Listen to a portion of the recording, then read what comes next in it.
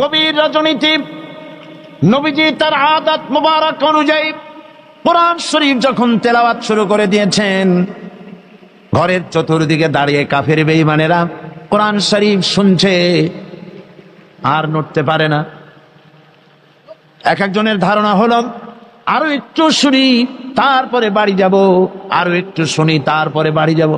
এমনি করে করে চারটি কাফেরের জন্য ফজরে রক্ত হয়ে গেল। দাঁড়ানো থেকে বসার সময় কেউ পায় নাই। এ কথা ধ্রুব সত্য। কোরআনের আকর্ষণ ভিন্ন। সুবহানাল্লাহ বলেন। আমি বারবার বলেছি, আজ বলি, লাখো জনতার এই উপচে পড়া উত্তাল ঢেউ পয়সা খরচ করে আনা হয়েছে? বলেন, আপনাদের বাস ভাড়া, রিক্সা ভাড়া দেওয়া হয়েছে? বরং জীবনের ঝুঁকি নিয়ে আসছেন, ঠিক কিনা? জীবনের ঝুঁকি নিয়ে এসছে।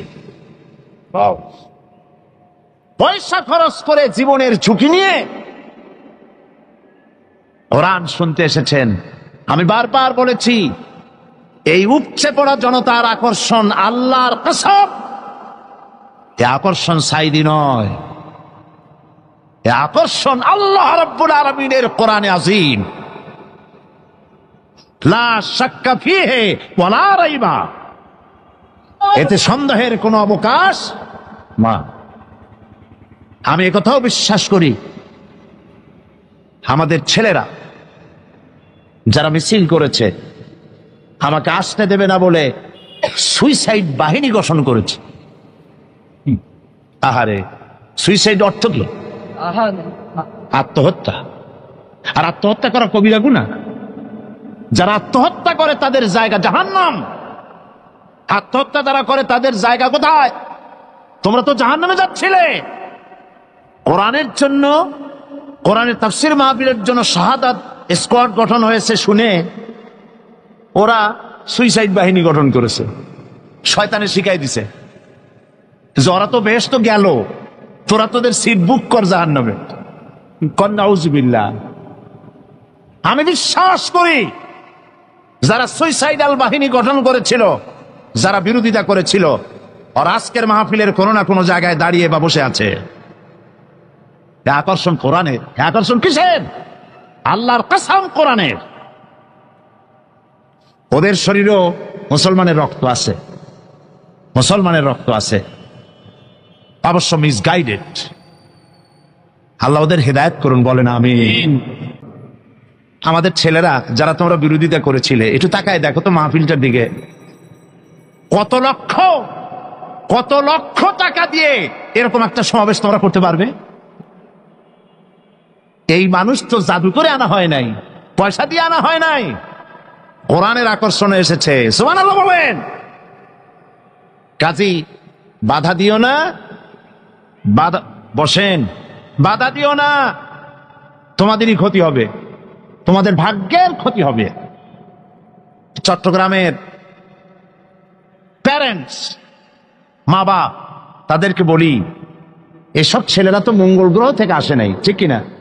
বলেন, মঙ্গল গ্রহ থেকে আসছে? দিল্লি বা ব্যাঙ্গালোর থেকে এসেছে? আমাদেরই ছেলে। হয় আপনার, না হয় আমার, হয় ছেলে না হয় ভ্রাতুষ্পুত্র, আমাদেরই কেউ। এ ছেলেগুলিকে বুঝান। আর যাই করো, আল্লাহ নিয়ে, ইসলাম নিয়ে, কোরআন নিয়ে, হাদিস নিয়ে, রসুল নিয়ে তামসা করো না। রাসূলের ঘরের চারপাশে কাফেরেরা দাঁড়ানো, দাঁড়ায় আছে, বসার সময় পায় নাই। সকাল বেলায় মাথা নিচু করে যাচ্ছে, একজনের সঙ্গে আর একজনের দেখা। খুব আস্তে করে আবু সুফিয়ান আবু জাহেলকে জিজ্ঞেস করছে, আবু জাহেল কখন এসছো? কয় রাত, তখন দুপুর টুপুর হবে। তুমি? ওই এরকমই। পরস্পর কুশল বিনিময় এবং কথাবার্তা বলতে বলতে যাচ্ছে। আবু জাহেল বলছে, আবু সুফিয়ান বলছে, আবু জাহেল একটা কথা বলি শোনো, রাগ টাগ করবো না তো? তোমার যা মেজাজ, কই না রাগ করবো না। দেখো, আমি লাত মানাতের নামে শপথ করি। ওরা তো ওই রকমই শপথ করে। লাত মানাত উজ্জার নামে শপথ করছি, সারা রাত মুহাম্মদ সাল্লাল্লাহু আলাইহি সাল্লামের মুখে যা শুনলাম, অবশ্যই এগুলি মানুষের বানানো হতে পারে না। প্রত্যেকটি শব্দ যেন কলিজে স্পর্শ করে, শরীর শিউরে ওঠে। জীবনেও তো এরকম কথা শুনিনি। আবু জাহেল বলছে, দেখো এটা বড়ই কুলক্ষণ। এই সব কথা যদি আমরা নেতারা বলি, অবশ্য তোমার অনুভূতি আমার মধ্যেও আছে, কিন্তু এই সব কথা যদি আমরাই বলি, না জানি কোন ফাঁকে আবু বকর ওমরের মতো আমরাও পাগল হয়ে বসবো। নাউজুবিল্লাহ। কাজী আমি বুঝতে পেরেছি যে তোমাদেরকে কোরআন একটা আসর করে ফেলেছে। আসো তওবা পড়ো, হাত দাও, হাত দাও, তওবা পড়ো। সবাই তওবা করলো যে না, এইখানে আর এটা শুনতে আসবো না। গেল সবাই। আজ আবার রাত, দুপুর গড়িয়ে এলো। নিষিদ্ধ জিনিসের প্রতি আকর্ষণ হওয়া মানুষের প্রথম দিন থেকেই এসেছে। মানব স্রষ্টা সৃষ্টির সেই প্রথম দিন থেকেই নিষিদ্ধ জিনিসের প্রতি আকর্ষণ। গভীর রাত্রে আবু জাহাল ভাবছে, আমার হাতে যখন তওবা পড়েছে, ওরা কেউ ভয়তে আসবে না, আমি একা। আজকে মজা করে শুনবো মুহাম্মদ সাল্লাল্লাহু আলাইহি সাল্লামের মুখে আল্লাহর কালাম। আবু সুফিয়ান, উতবা, সাইবা তারাও ভাবছে, উনি নিজে যখন তওবা পড়াইছে, উনি কে তওবা ভাঙবে? উনি আসবেন না। কাজী আমি তো একা একা গিয়ে আজকে শুনবো মুহাম্মদ সাল্লাল্লাহু আলাইহি সাল্লামের মুখে আল্লাহর কালাম। সবাই এরকম করে করে একে অপরের অজান্তে আবার খাড়া হয়ে গেছে। প্রত্যেক রজনীর অভ্যাস মোতাবেক আল্লাহ নবী গভীর রাত্রে আবার তেলাওয়াত শুরু করেছেন। এই সব লোকগুলি ঘরের চতুর্দিকে দাঁড়িয়ে শুনতে শুনতে শরীর যেন অবশ হয়ে যায়। আজ রাত শেষ হওয়ার আগে এরা মনে করল আজ আর ভোর করা ঠিক না, কারণ আমরা সবাই তওবা পড়েছি। যদি কারো সামনে পড়ি, তওবা ভঙ্গের কারণে আসামি হয়ে যাব। কাজী দৌড় মারো। দৌড় মারছে। অন্ধকারের ভিতরে একজন গিয়ে আর একজনের ঠ্যাঙ্গে বাড়ি লাগছে। আবু জাহেল ভয় পাইছে। কে? কয় যে আমি আবু সুফিয়ান। তুমি কেন? আমি আবু জাহেল। আরে পাগল, কালকে তওবা করলে আজকে আসলি কেন? তোর বেটা বেশি মাতদারি করিস না, তুই আসলি কেন সেটা কো আগে। একত্রিত হয়ে তারা বলল, কোরআন শোনার জন্য যে ধরনের উন্মাদনা আমাদের মধ্যে সৃষ্টি হয়েছে, আমরা নিজেরাই না জানি কখন মুসলমান হয়ে যাব। কাজী তওবা করলে হবে না, আসো আইন করে বন্ধ করি। কাফেরেরা সিদ্ধান্ত নিল কি? আল্লাহ রাব্বুল আলামিন কোরআনে কারিমের ভিতরে কাফেরদের সেই সিদ্ধান্ত কোট করে দিলেন। কারণ আবু জাহেল তো থাকবে না, নাতিরা থাকবে। যুগে যুগে আবু জাহেলের নাতিরা কোরআনের মাহফিলে বাধা দেবে। কারা বাধা দেবে?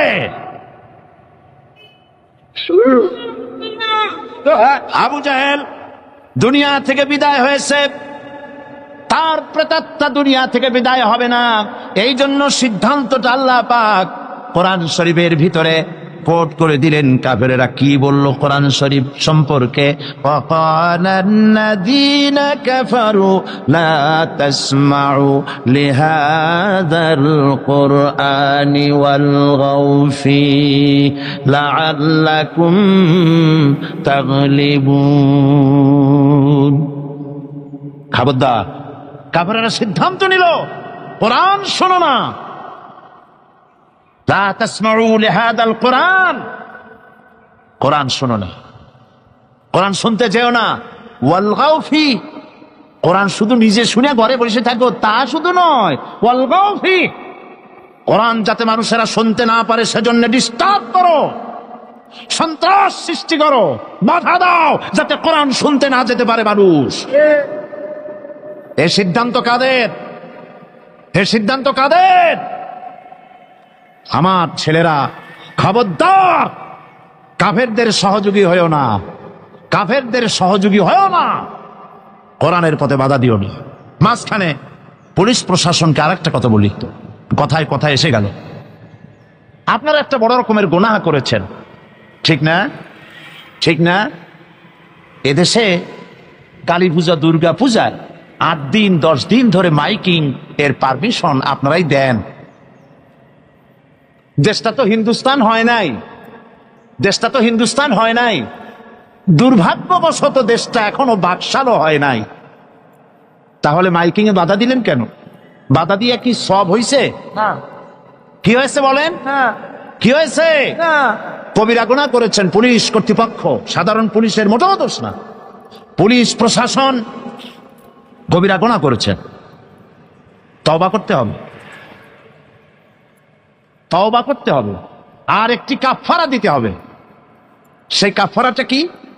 আমি জানতে পেরেছি এই তাফসীর মাহফিল আসার পথে বিভিন্ন জায়গায় ওই সব তথাকথিত সোনার ছেলেরা তাফসীর মাহফিলের বহনকারী শ্রোতাদের বাসে ঢিল পাটকেল মারে, তারা বাধা দেয়, মহিলাদের বাসে ঢিল মেরেছে।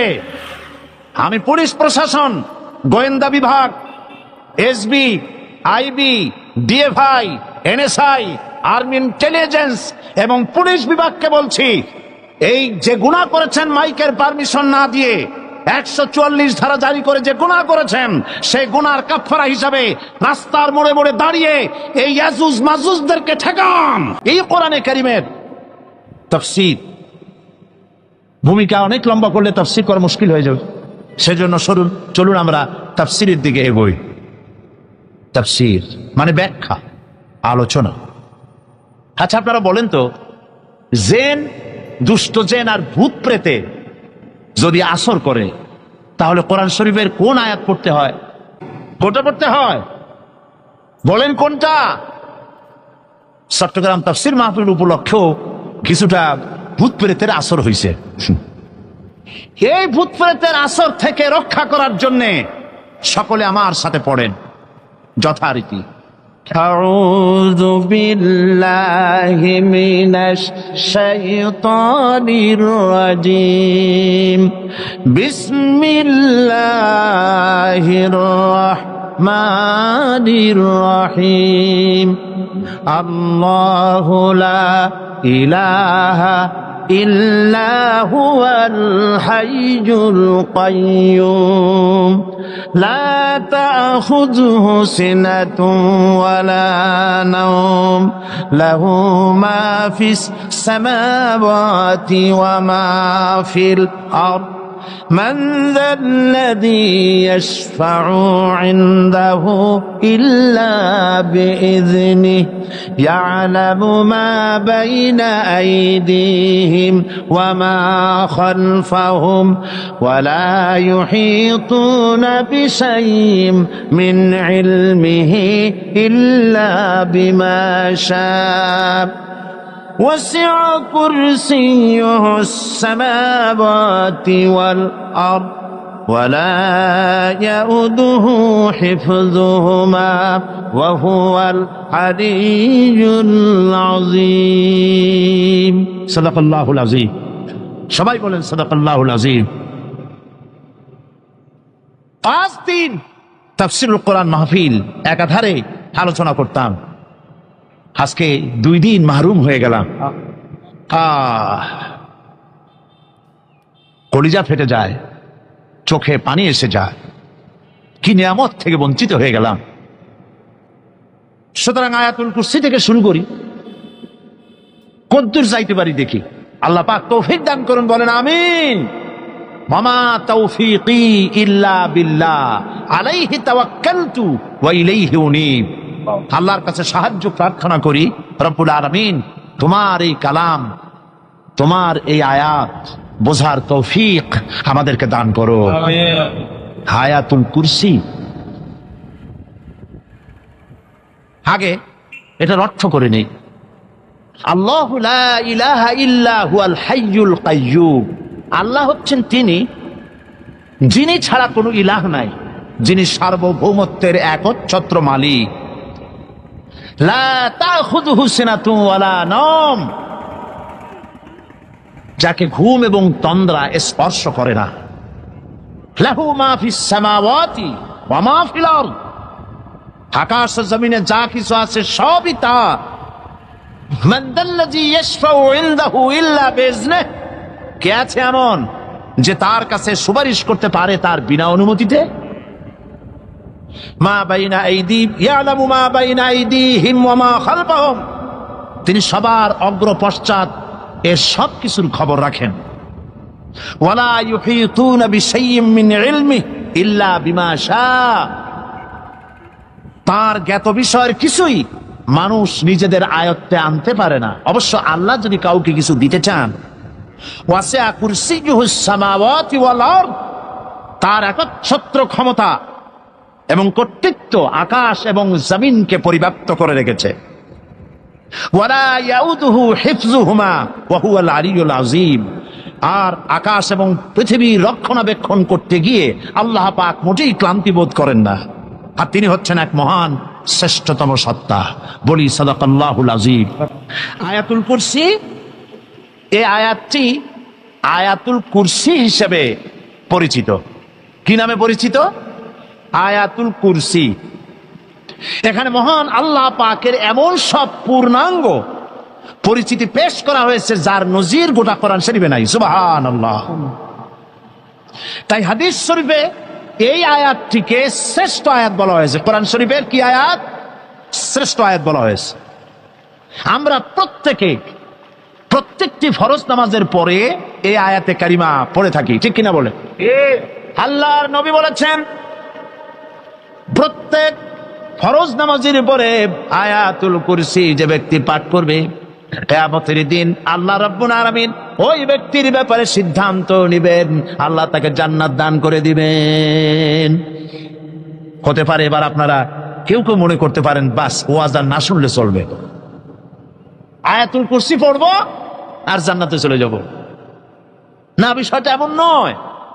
বিষয়টা হচ্ছে এই আয়াতুল কুরসির মধ্যে এমন কিছু কথা আছে যা বুঝে যদি পড়ে আর আমল করে আল্লাহ পাক কিয়ামতের সিদ্ধান্ত নেবেন, জান্নাত দিয়ে দিবেন। সুবহানাল্লাহ, বলেন সুবহানাল্লাহ।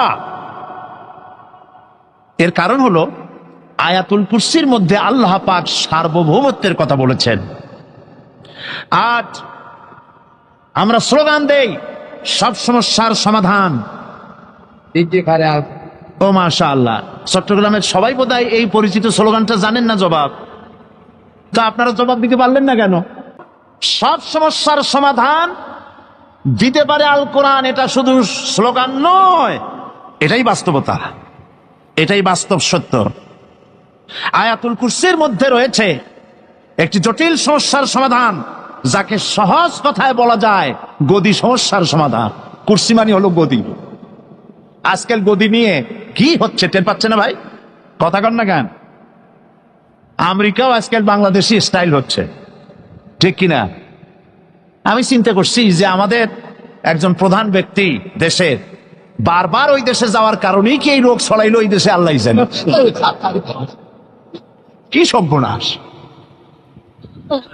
এই গদি নিয়ে টানাটানি হচ্ছে পৃথিবীর সর্বত্র। সার্বভৌমত্বের মালিক কে হবে? এটা তো আপনারা বলতেছেন, কিন্তু যারা কোরআন জানে না তারা বলে সার্বভৌমত্বের মালিক জনগণ। দেখেন না, ওরা বলে সকল ক্ষমতার উৎস জনগণ। কারা বলে? নেতা নেত্রীরা বলেন সকল ক্ষমতার উৎস। বল না কেন? সকল ক্ষমতার উৎস জনগণ। এই কথাটা হলো আসলে ভোটারদেরকে পাম্পট্টি দেওয়া, আপনাদেরকে ফুলাইয়া ডানলপ টায়ার বানায়। আপনারা খুব খুশি হবেন সমস্ত ক্ষমতার উৎস তাহলে আমরা। আরে বাবারা, তোমরা সকল ক্ষমতার উৎস যার পেট ভরা ময়লা, নাকের মধ্যে ছাতা, দাঁতে ছাতা, তুমি হবা সকল ক্ষমতার উৎস। আহার ক্ষমতার ঠেলায় একটা সাপ দেখলে ভয়তে চিত হয়ে পড়ো, সাইকেলের টায়ার বাস্ট হইলে হার্ট ফেল করে। সকল ক্ষমতার উৎস, সকল ক্ষমতার উৎস জনগণ, এই কথা বলা কবিরা গুনাহ, এই কথা বিশ্বাস করা হারাম, এই কথা বিশ্বাস করা শিরক। কারণ সকল ক্ষমতার উৎস জনগণ এই কথা যদি বলা হয় তাহলে কোরআনে কারীমের সাথে কন্ট্রাডিকশন হয়, সাংঘর্ষিক। আল্লাহ পাক কি বলেছেন? আল্লাহ পাক বলেছেন আন্নাল কুওয়াতা লিল্লাহি জামিআ। বলেন আন্নাল কুওয়াতা লিল্লাহি জামিআ। আমার আল্লাহ রাব্বুল আলামিন বলেন জেনে রাখো, নিঃসন্দেহে সকল ক্ষমতার উৎস কেবলমাত্র আল্লাহ রাব্বুল আলামিন। সকল ক্ষমতার উৎস কে? জোরে বলেন আল্লাহ, আল্লাহ, আল্লাহ। তিনি একমাত্র সকল ক্ষমতার উৎস। সার্বভৌমত্বের মালিক কে হবে? এই সার্বভৌমত্বের মালিক, সরকার বলে সার্বভৌমত্বের মালিক হলো জনগণ। সংবিধানে লেখা হয়েছে সার্বভৌমত্বের মালিক হলো জনগণ। মিছে কথা, মিথ্যে কথা, আল্লাহর কোরআনের বিরোধী কথা। সার্বভৌমত্বের মালিক হতে হলে যে সব গুণ, যে সব কোয়ালিটি থাকা দরকার তা মানুষের মধ্যে নাই। সার্বভৌমত্ব কেবলমাত্র কার? এই কথা আয়াতুল কুরসির মধ্যে একটা একটা করে বলা হয়েছে। সার্বভৌমত্বের মালিক হওয়ার জন্য কি কি কোয়ালিটি হওয়া প্রয়োজন আল্লাহ পাকটা বলে দিয়েছেন। কোরআন আয়াতুল কুরসি আল্লাহ কোরআনে নাজিল করে সার্বভৌমত্বের মালিক কে হবে সমস্যার সমাধান করে দিলেন। রাসূল করিম সাল্লাল্লাহু আলাইহি ওয়াসাল্লাম মানুষের সার্বভৌমত্ব খতম করে মদিনায় আল্লাহর সার্বভৌমত্ব কায়েম করে তিনি একটি রাষ্ট্র কায়েম করলেন। মদিনার রাষ্ট্রের সার্বভৌমত্বের মালিক কে ছিলেন? আল্লাহ। জোরে বলেন কে ছিলেন? আল্লাহ। মানুষ তখন দেখতে পেল খোদাই সার্বভৌমত্বের ভিত্তিতে যে রাষ্ট্র গঠন হয় সেই রাষ্ট্র মানবতার জন্য কত কল্যাণকর হয়। সুবহানাল্লাহ ওয়া বিহামদিহি। আর মানুষের সার্বভৌমত্বের ভিত্তিতে যে রাষ্ট্র গঠন হয় সেই রাষ্ট্রে দলীয়করণ, আত্মীয়করণ, বংশীয়করণের শ্রাদ্ধ হয়ে যায়। 100-তে 100 ভাগ মানুষ, 100-তে 100 ভাগ অযোগ্য। কারণ সার্বভৌমত্ব নিরঙ্কুশ, যা ভাগ করা যায় না, যা কেড়ে নেওয়া যায় না। আমাদের দেশে যারা সার্বভৌমত্বের মালিক অনেক সময় বলে রাষ্ট্র, অনেক সময় বলে জনগণ। যারা ক্ষমতায় আসে তারা সার্বভৌমত্বের মালিক নিজেদেরকে দাবি করেন, আবার জনগণকেও দাবি করেন। তো এই সার্বভৌমত্বের মালিক তো তাদের হাত থেকে এই মালিকানা আরেকজনে কেড়ে নিয়ে যায়, নেয় না? নেয় না? কেড়ে নিয়ে যায়। আয়াতুল কুরসিতে বলা হলো যে সার্বভৌমত্বের মালিক এই ক্ষমতা থেকে আরবিতে বলা হয় উলুহিয়াত। এই ক্ষমতাকে সার্বভৌমত্বে ক্ষমতাটাকে আরবিতে কি বলা হয়? উলুহিয়াত। আর যার হাতে এই ক্ষমতাটা থাকে তাহলে বলে ইলাহ। তাকে কি বলা হয়? আল্লাহ রাব্বুল আলামিন আয়াতুল কুরসির শুরুতে এই কথাটাই বলে দিলেন, আল্লাহু লা ইলাহা ইল্লা হুয়াল হাইয়ুল কাইয়্যুম। আল্লাহ হচ্ছেন তিনি যিনি ছাড়া কোনো ইলাহা নাই। তার মানে হলো সার্বভৌমত্বের একচ্ছত্র মালিকানা কার হাতে? চিৎকার দিয়ে বলুন, আল্লাহ রাব্বুল আলামিনের হাতে। সার্বভৌমত্বের এই ক্ষমতা হস্তান্তরযোগ্য নয়। আর সার্বভৌমত্বের মালিক যিনি হবেন তার শুরু থাকবে না, শেষও থাকবে না। এই কোয়ালিটি কার মধ্যে আছে? আল্লাহ পাকের মধ্যে। আল্লাহ পাক বললেন তিনি হচ্ছেন আল হাই আল কাইয়্যুম। তিনি হাইয়্যু, তিনি কাইয়্যুম। তিনি শাশ্বত, তিনি জাগ্রত, তিনি চিরস্থায়ী, যার শুরুও নাই, যার শেষও নাই। সুবহানাল্লাহি ওয়া বিহামদিহি। আর সার্বভৌমত্বের মালিক যিনি হবেন তিনি ঘুমাইতে পারবেন না। কারণ তিনি যদি ঘুমায় থাকেন, জায়গায় থাকা অবস্থায় কু হয়ে যায়, যায় না? আর্মিরা থাপ্পড় মারিয়ে দেশ নিয়ে যায়, নেয় কিনা কন? সব দেশেই হইতে পারে, সব দেশেই হতে পারে। তোমাকে বধিবে যে গোকুলে বাড়ি শেষে, কাজে বলা যায় না কখন কি হয়ে যায়। এই সার্বভৌমত্বের মালিকানা নিয়ে যারা বসে আছে, যে কোনো মুহূর্তে তার হাত থেকে ক্ষমতা ছিনতাই হয়ে যেতে পারে, পারে কিনা? আর ঘুমায় থাকলে, সার্বভৌমত্বের মালিক দাবি করে যদি ঘুমায় থাকে, ততক্ষণ ভারপ্রাপ্ত বানাবে কারে? এই জন্য সার্বভৌমত্বের মালিক হচ্ছেন আল্লাহ পাক, যাকে ঘুম এবং তন্দ্রা স্পর্শ করে না। সার্বভৌমত্বের মালিকের কোয়ালিটি আল্লাহ পাক বলছেন, লা তাখুযুহু সিনাতুন ওয়ালা নাওম। পড়েন সবাই, লা তাখুযুহু সিনাতুন ওয়ালা নাওম। তার ঘুমও নাই, তন্দ্রাও নাই। হযরত মূসা আলাইহিস সালাম আল্লাহ পাকের কাছে একবার প্রশ্ন তুলেছেন, আল্লাহ পাক তুমি নাকি ঘুমাও না? আল্লাহ বলেন তুমি বিশ্বাস করো না? মূসা আলাইহিস সালাম বলছেন অবশ্যই বিশ্বাস করি। আল্লাহ পাক বললেন বিশ্বাস যদি করো তাহলে বুঝানো যাবে। হযরত ইব্রাহিম আলাইহিস সালাম বলেছিলেন আল্লাহ পাকের কাছে, কাইফা রব্বি আরিনি কাইফা তুহিল মাউতা, হে রব তুমি আমারে দেখাও কেমনে তুমি মৃত্যুকে জিন্দাকে মৃত্যু করো, মৃত্যুকে জিন্দা করো, একটু দেখাও আমারে। আল্লাহ পাক বললেন আওয়ালাম তুমিন, বিশ্বাস করো না? ইব্রাহিম আলাইহিস সালাম সঙ্গে সঙ্গে বললেন বালা।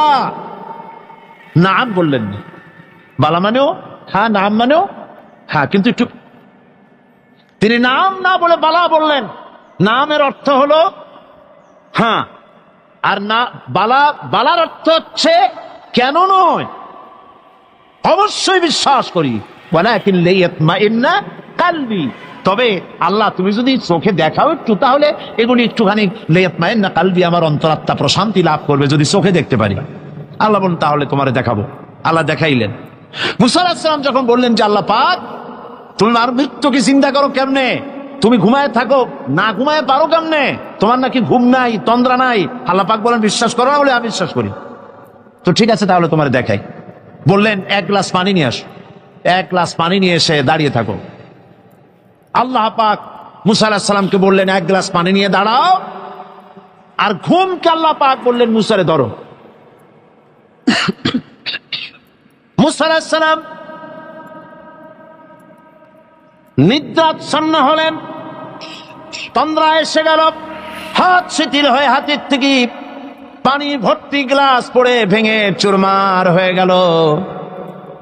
মুসা আলাইহিস সালাম ভয় পেয়ে গেলেন। আল্লাহ রাব্বুল আলামিন বলেন ভয় পাওয়ার কোনো কারণ নাই, তোমার প্রশ্নের জবাব আমি এভাবেই দিলাম।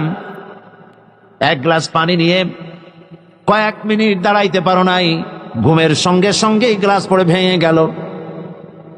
তামাম আকাশ আর জমিন, গোটা সৃষ্টি জগৎ তোমার আল্লাহ পাকের হাতের মুঠার মধ্যে রয়েছে। আল্লাহ যদি ঘুমায় যায় সব শেষ হয়ে যাবে। তামাম সৃষ্টি জগতের ট্রাফিক কন্ট্রোল আল্লাহ কর্তৃক হয়, আর মানুষের যা হয় আল্লাহ পাক তার থেকে সম্পূর্ণ মুক্ত। আল্লাহ পাকের ঘুম নাই, তন্দ্রাও নাই। আল্লাহ পাক সমস্ত রকমের মানবীয় কোয়ালিটি থেকে, গুণ থেকে মুক্ত, মুবাররা, পবিত্র। আল্লাহ রাব্বুল আলামিন সার্বভৌমত্বের একচ্ছত্র মালিক হচ্ছেন আল্লাহ পাক, তিনি ছাড়া কোনো ইলাহ নাই।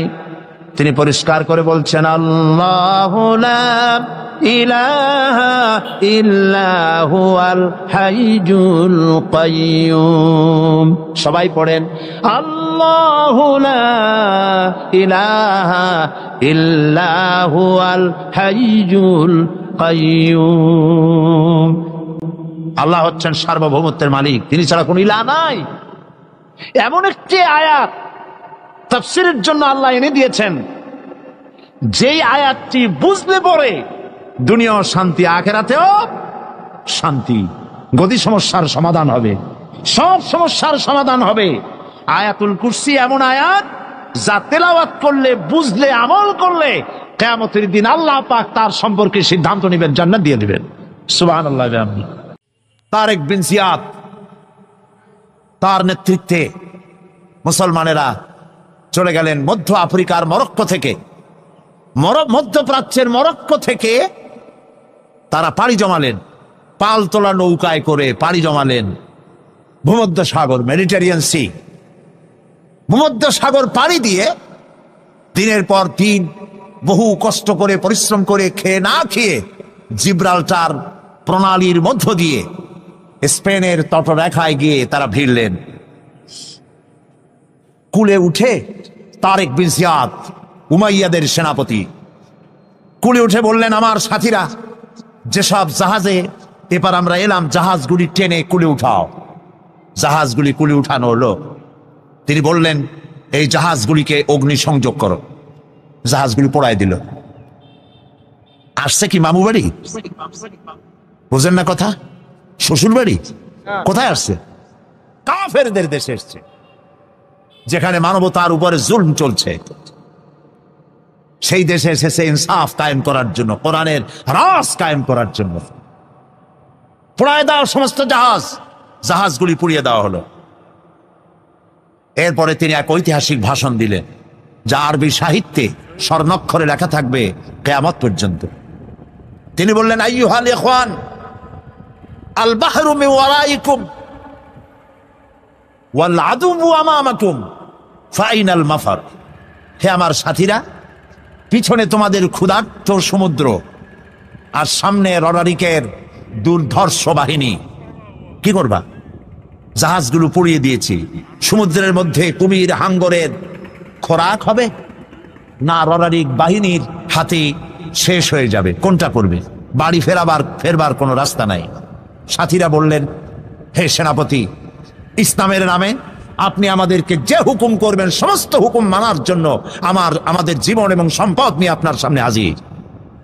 সুবহানাল্লাহ। তারিক বিন জিয়াদ লড়াই করলেন এবং অল্প দিনের ভিতরে এই লড়াইয়ে গোটা স্পেন দখল করে ফেললো মুসলমানেরা। আলহামদুলিল্লাহ। গোটা স্পেনে কারা এখন? মুসলমান। এসে কি করলো? মুসলমানেরা যে যুদ্ধ করে, এই যুদ্ধের নাম হচ্ছে জিহাদ। এটা ওয়ার নয়, এটা কেতাল নয়, এটা যুদ্ধ নয়, এটা নাম জিহাদ। মুসলমানেরা যে জিহাদ করে এর জন্য নয় যে পরের দেশ দখল করে নিজের প্রভুত্ব কায়েম করা, এটা নয়, বরং জিহাদের মাধ্যমে দেশ দখল করে আল্লাহর খেলাফত কায়েম করা। মুসলমানদের পরাজয়ের পর মুসলমানেরা প্রায় 800 বছর রাজত্ব করেছে। 711 খ্রিস্টাব্দে এখানে তারেক বিন জিয়াদ ঢুকলেন স্পেনে, আর 1498 খ্রিস্টাব্দ পর্যন্ত রাজত্ব করেছে মুসলমানেরা, টানা 800 বছর। যেদিন পরাজয় হলো, তারপরে তাদের মসজিদগুলি বন্ধ করে দেওয়া হলো। 500 বছরের ভিতরে স্পেনে মসজিদে আজান হয় নাই। গত অগস্ট মাসের 4 তারিখে আমার সেই মসজিদে প্রোগ্রাম ছিল, যেই মসজিদে 500 বছর পর আজান হয়েছে। ইতিহাস আমার নিজের চোখে দেখে এসেছি। তারেক বিন জিয়াদ স্পেন দখল করলেন, দখল করে নিজেদের বাড়িঘর বানাইলেন না, স্পেন দখল করেছেন। ইসলামের পতাকা উড্ডীন হয়েছে, টুয়ারেস করেছেন, পার্ক করেছেন, বিনোদন কেন্দ্র করেছেন, স্কুল করেছেন, বিশ্ববিদ্যালয় করেছেন, জ্ঞানের ভান্ডার এর দ্বার উন্মোচন করেছেন। জ্ঞান অর্জনের জন্য পার্শ্ববর্তী রাষ্ট্র Portugal, France, Denmark, Sweden, German, England, চতুর্দিক থেকে হাজার হাজার লোক জ্ঞান অর্জনের জন্য স্পেনে পাড়ি জমাতে লাগলো। সুবহানাল্লাহ। সভ্যতার লালন কেন্দ্র হলো স্পেন। আজকে বলতে খুব দুঃখ লাগে, ওরা দাবি করে ওরা নাকি ওয়েস্টার্ন সিভিলাইজেশন, ওরা পাশ্চাত্য সভ্যতার দাবিদার। ওরা যখন ইংল্যান্ডের মানুষেরা বাড়ি বানায়া থাকে কেমনে যখন জানতো না, যখন গাছের মধ্যে গর্ত বানায়া পাখির মতো সেই গর্তে বাস করত, গোসল করে শরীর ক্লিন করে কেমনে যখন জানতো না, তখন আমরা মুসলমানেরা গ্রানাডা এবং কর্ডোবায় বিজ্ঞানের বিভিন্ন শাখায় বিচরণ করতাম। এ হাতের ঘড়িটা তো আমাদের আবিষ্কার করা, কম্পাস মুসলমানদের আবিষ্কার করা, বন্দুক, কামান, জিওমেট্রি, ম্যাথামেটিক্স, অ্যালজাবরা মুসলমানদের আবিষ্কার করা, ভূগোল, সায়েন্স এগুলি মুসলমানদের আবিষ্কার করা, চিকিৎসা বিজ্ঞান মুসলমানদের আবিষ্কার করা। এগুলি শুনলেও এখন যুবকদের মনে হাসি পাবে, যেহেতু আমি জানিও না, চিন্তায় পড়ে যাবে। এগুলি সব মুসলমানদের আবিষ্কার করা ছিল। যখন মানুষেরা, যে জাতি লেখাপড়া বাদ দেয়, সে তখন শাসক হয় না, শাসিত হয়ে যায়। কথা বুঝে আসছে? যারা লেখাপড়া করে তারাই শাসন করে, যাদের কাছে লেখাপড়া নাই তারা শাসিত হয়, শাসকদের জুতা টানে। একবার একজন দরবেশ সাহেব রাস্তা দিয়ে যাচ্ছেন, প্রতিমধ্যে তিনি দেখতে পেলেন নদী থেকে এক কলসি পানি নিয়ে এক যুবতী সুন্দরী মেয়ে রাস্তা বেয়ে যেতেছে। দরবেশ সাহেব দাঁড়ায় গেলেন আর ওই যুবতীর দিকে এক নজরে তাকায় আছেন, চোখে পলক দেয় না। এরপরে যুবতী থমকে দাঁড়ায় গেল। আধা বুড়া মানুষ, দাড়ি অর্ধেক পাইকে গেছে, দেখতে তো দেখায় খুব বুজুর্গ মানুষ, কিন্তু রাস্তায় আমার একা পায়া এমনি করে তাকিয়ে আছে আর চোখ দিয়েও তো পানি পড়ে। ব্যাপারটা কি? দরবেশ কান্দে কেন? যুবতী মেয়েটি বলছে, ওগো দরবেশ সাহেব, হুজুর সাহেব, আমি একটা যুবতী মেয়ে লোক, রাস্তায় আমাকে একা পেয়ে আপনি আমার দিকে তাকায় আছেন আর কাঁদতেছেন। এই বৃদ্ধ বয়সে ভীমরতি হলে কেন? আমাকে দেখে কাঁদেন কেন আর এক নজরে কেন তাকায়ছেন? কারণটা কি? কি কুমতলব আছে? দরবেশ সাহেব বলছেন, হে রূপসী মেয়ে, তোমার জন্য আমি কান্দি, একথা একবারও চিন্তা করো না। যে শিল্পী রচিল এই সুধাংশু বদন, তাহার তরে ঝরে নেত্র নয়নে জীবন। তোমার প্রেম পাওয়ার জন্য তোমাকে দেখে লোবাতুর এবং কামুক হয়ে তোমার দিকে তাকায় কান্দি, একবারও ভেব না। আল্লাহর কসম, আমি কান্দিছি তোমার এত সুন্দর স্বাস্থ্য আর চেহারা যে আল্লাহ রাব্বুল আলামিন বানায় দিলেন। না জানি সেই আল্লাহ কত সুন্দর, যার সৃষ্টি এত সুন্দর, সে আল্লাহ রাব্বুল আলামিন না জানি কত সুন্দর। আল্লাহ পাক সেই সুন্দর আল্লাহ রাব্বুল আলামিনকে দেখার তৌফিক যেন আমরা পাই। জোরে বলেন আমিন। দরবেশ সাহেব চিত হয়ে শুয়ে শুয়ে তেলাওয়াত করতেছেন আর বলছেন, আল্লাহ রাব্বুল আলামিন, তোমার সৃষ্টি নৈপুণ্যতার ভিতরে কোনো ভুল ধরার ক্ষমতা তো কোনো মানুষের নাই। তবে একটা জিনিস আমার নজরে পড়ল, এই যে বিরাট বট গাছটা, পৃথিবীতে যত গাছ আছে, যেমন গাছ তেমন ফল, তাল গাছটা যেমন ফলও তেমন, নারকেল গাছটা যেমন ফলটাও তেমন, কিন্তু এত বড় বিশাল বট গাছ ফল হতেছে ছোট্ট ছোট্ট ট্যাবলেটের মতো। গাছটা যেমন ফলটা তেমন হয়নি। আল্লাহ এটা ভুল না? তুমি বলেছো যে দেখো কোনো ভুল টুল আছে নাকি, তুমি ভুল তো না, আমার চোখে এটা লাগলো।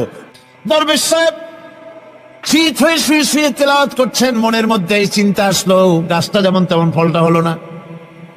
দরবেশ সাহেব বলেন, এই চিন্তা করতেছি, হঠাৎ করে একটা দমকা হাওয়া বয়ে গেল, ডালে ডালে বাড়ি লেগে গেল, একটা আধা পাকা বটের ফল অনেক উপর থেকে বৃন্তচ্যুত হয়ে ছট করে এসে আমার নাকের উপরে ফট করে পড়লো। নাকের উপরে এমন ভাবে পড়ছে, নাকটা জ্বলে উঠছে। আমি সেজদায় পড়ে গেলাম। দরবেশ সাহেব বলেন, আমি সেজদায় পড়ে গেলাম, চোখের পানি ফেলে আল্লাহর দরবারে মাপ চাইলাম। বললাম, রব্বুল আলামিন, তোমার কোন জিনিসের ভিতরে কোনো খুঁত নাই, নিখুঁত জিনিস তুমি বানাইছো, কোনো ভুল নাই। আমি চিন্তা করেছিলাম নারকেল গাছ যেমন তার ফলও তেমন, তাল গাছ যেমন তার ফলও তেমন, বট গাছটা যেমন তেমন ফল।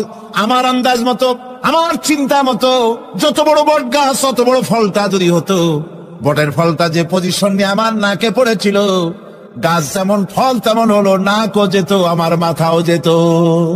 লক্ষ্য করো, فإنا خلقناكم من تراب ثم من نطفة ثم من علقة ثم من مضغة। মাটির নির্যাস থেকে, মাটির উপকরণ থেকে তোমাকে পয়দা করা হয়েছে। এক ফোঁটা নাপাক পানি বিন্দু দিয়ে তোমার হয়েছে, সেখান থেকে রক্তপিণ্ড হয়েছে, জমাট রক্ত থেকে গোশতপিণ্ড হয়েছে।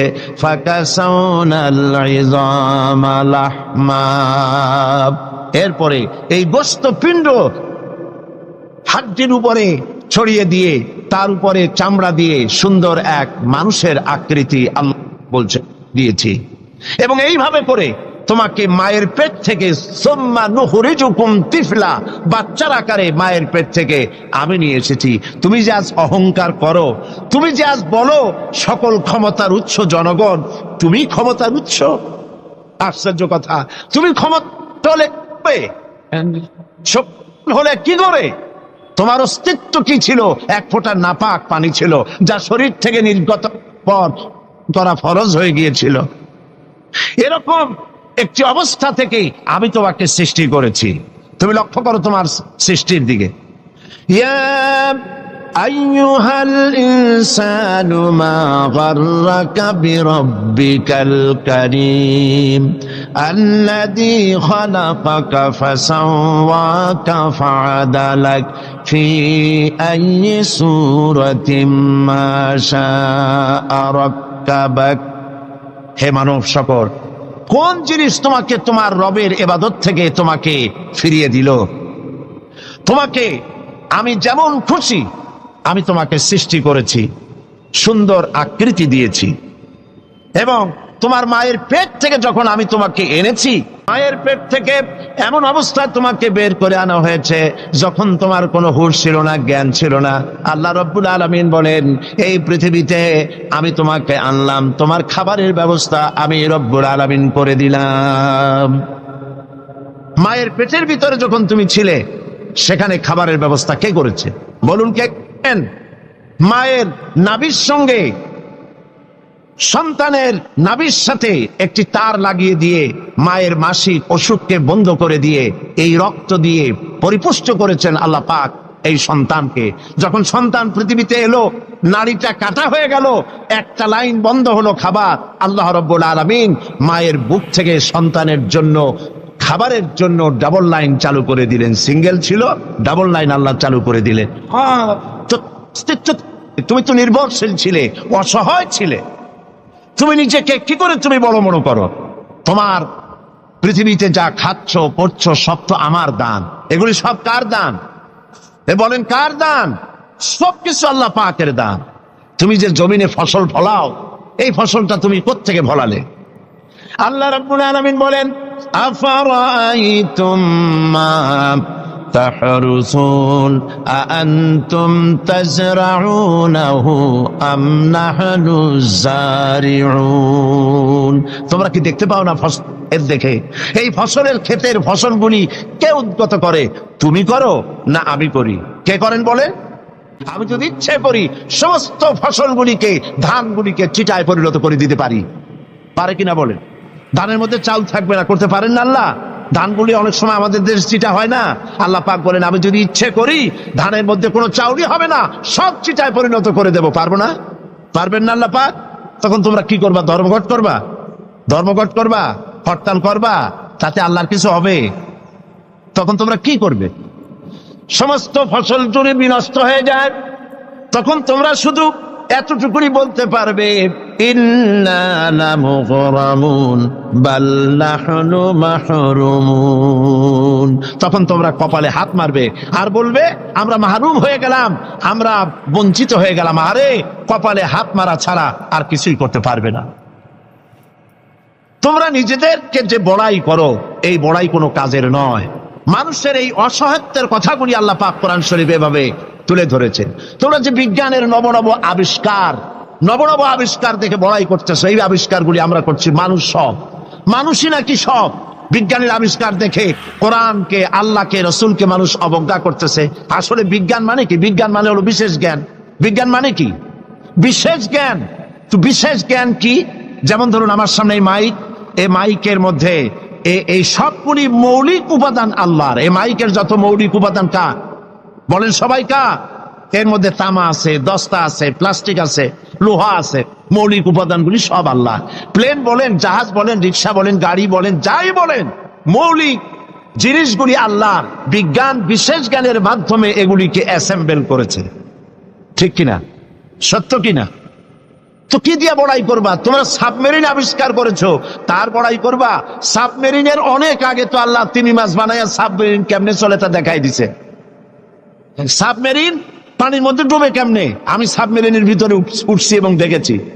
সাবমেরিন তার নিজের ওজন এবং ভেতরে বেশি করে পানি নিয়ে এরপরে পানির অতল তলে ডুবে যায়। আবার যখন উঠতে চায় তখন পানি পাম্প দিয়ে উঠায় দিয়া উপরে ভেসে ওঠে। মূলত এই শিক্ষা তারা তিমি মাছের কাছ থেকে নিয়েছে। আল্লাহর বানানো সাবমেরিন।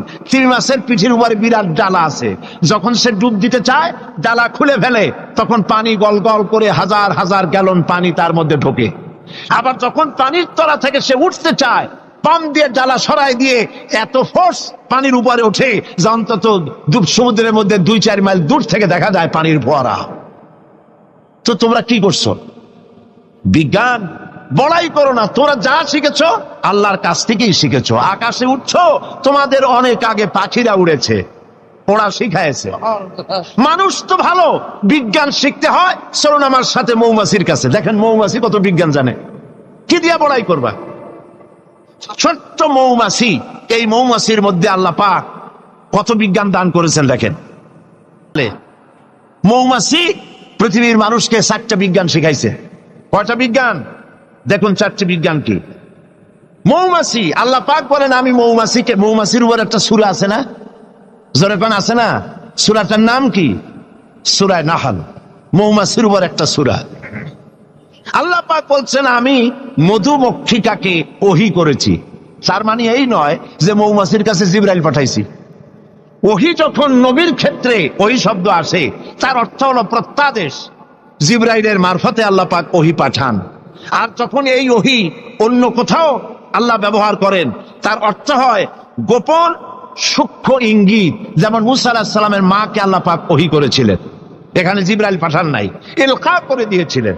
মৌমাছিকেও তার মনের মধ্যে গোপন ভাবে সূক্ষ্ম ইঙ্গিত আল্লাহ দিয়েছেন, কি আত্তাখিজি মিনাল জিবালে বুয়ুতা, পাহাড়ে বাসা বানাও, ঘর বানাও পাহাড়ে পর্বতে।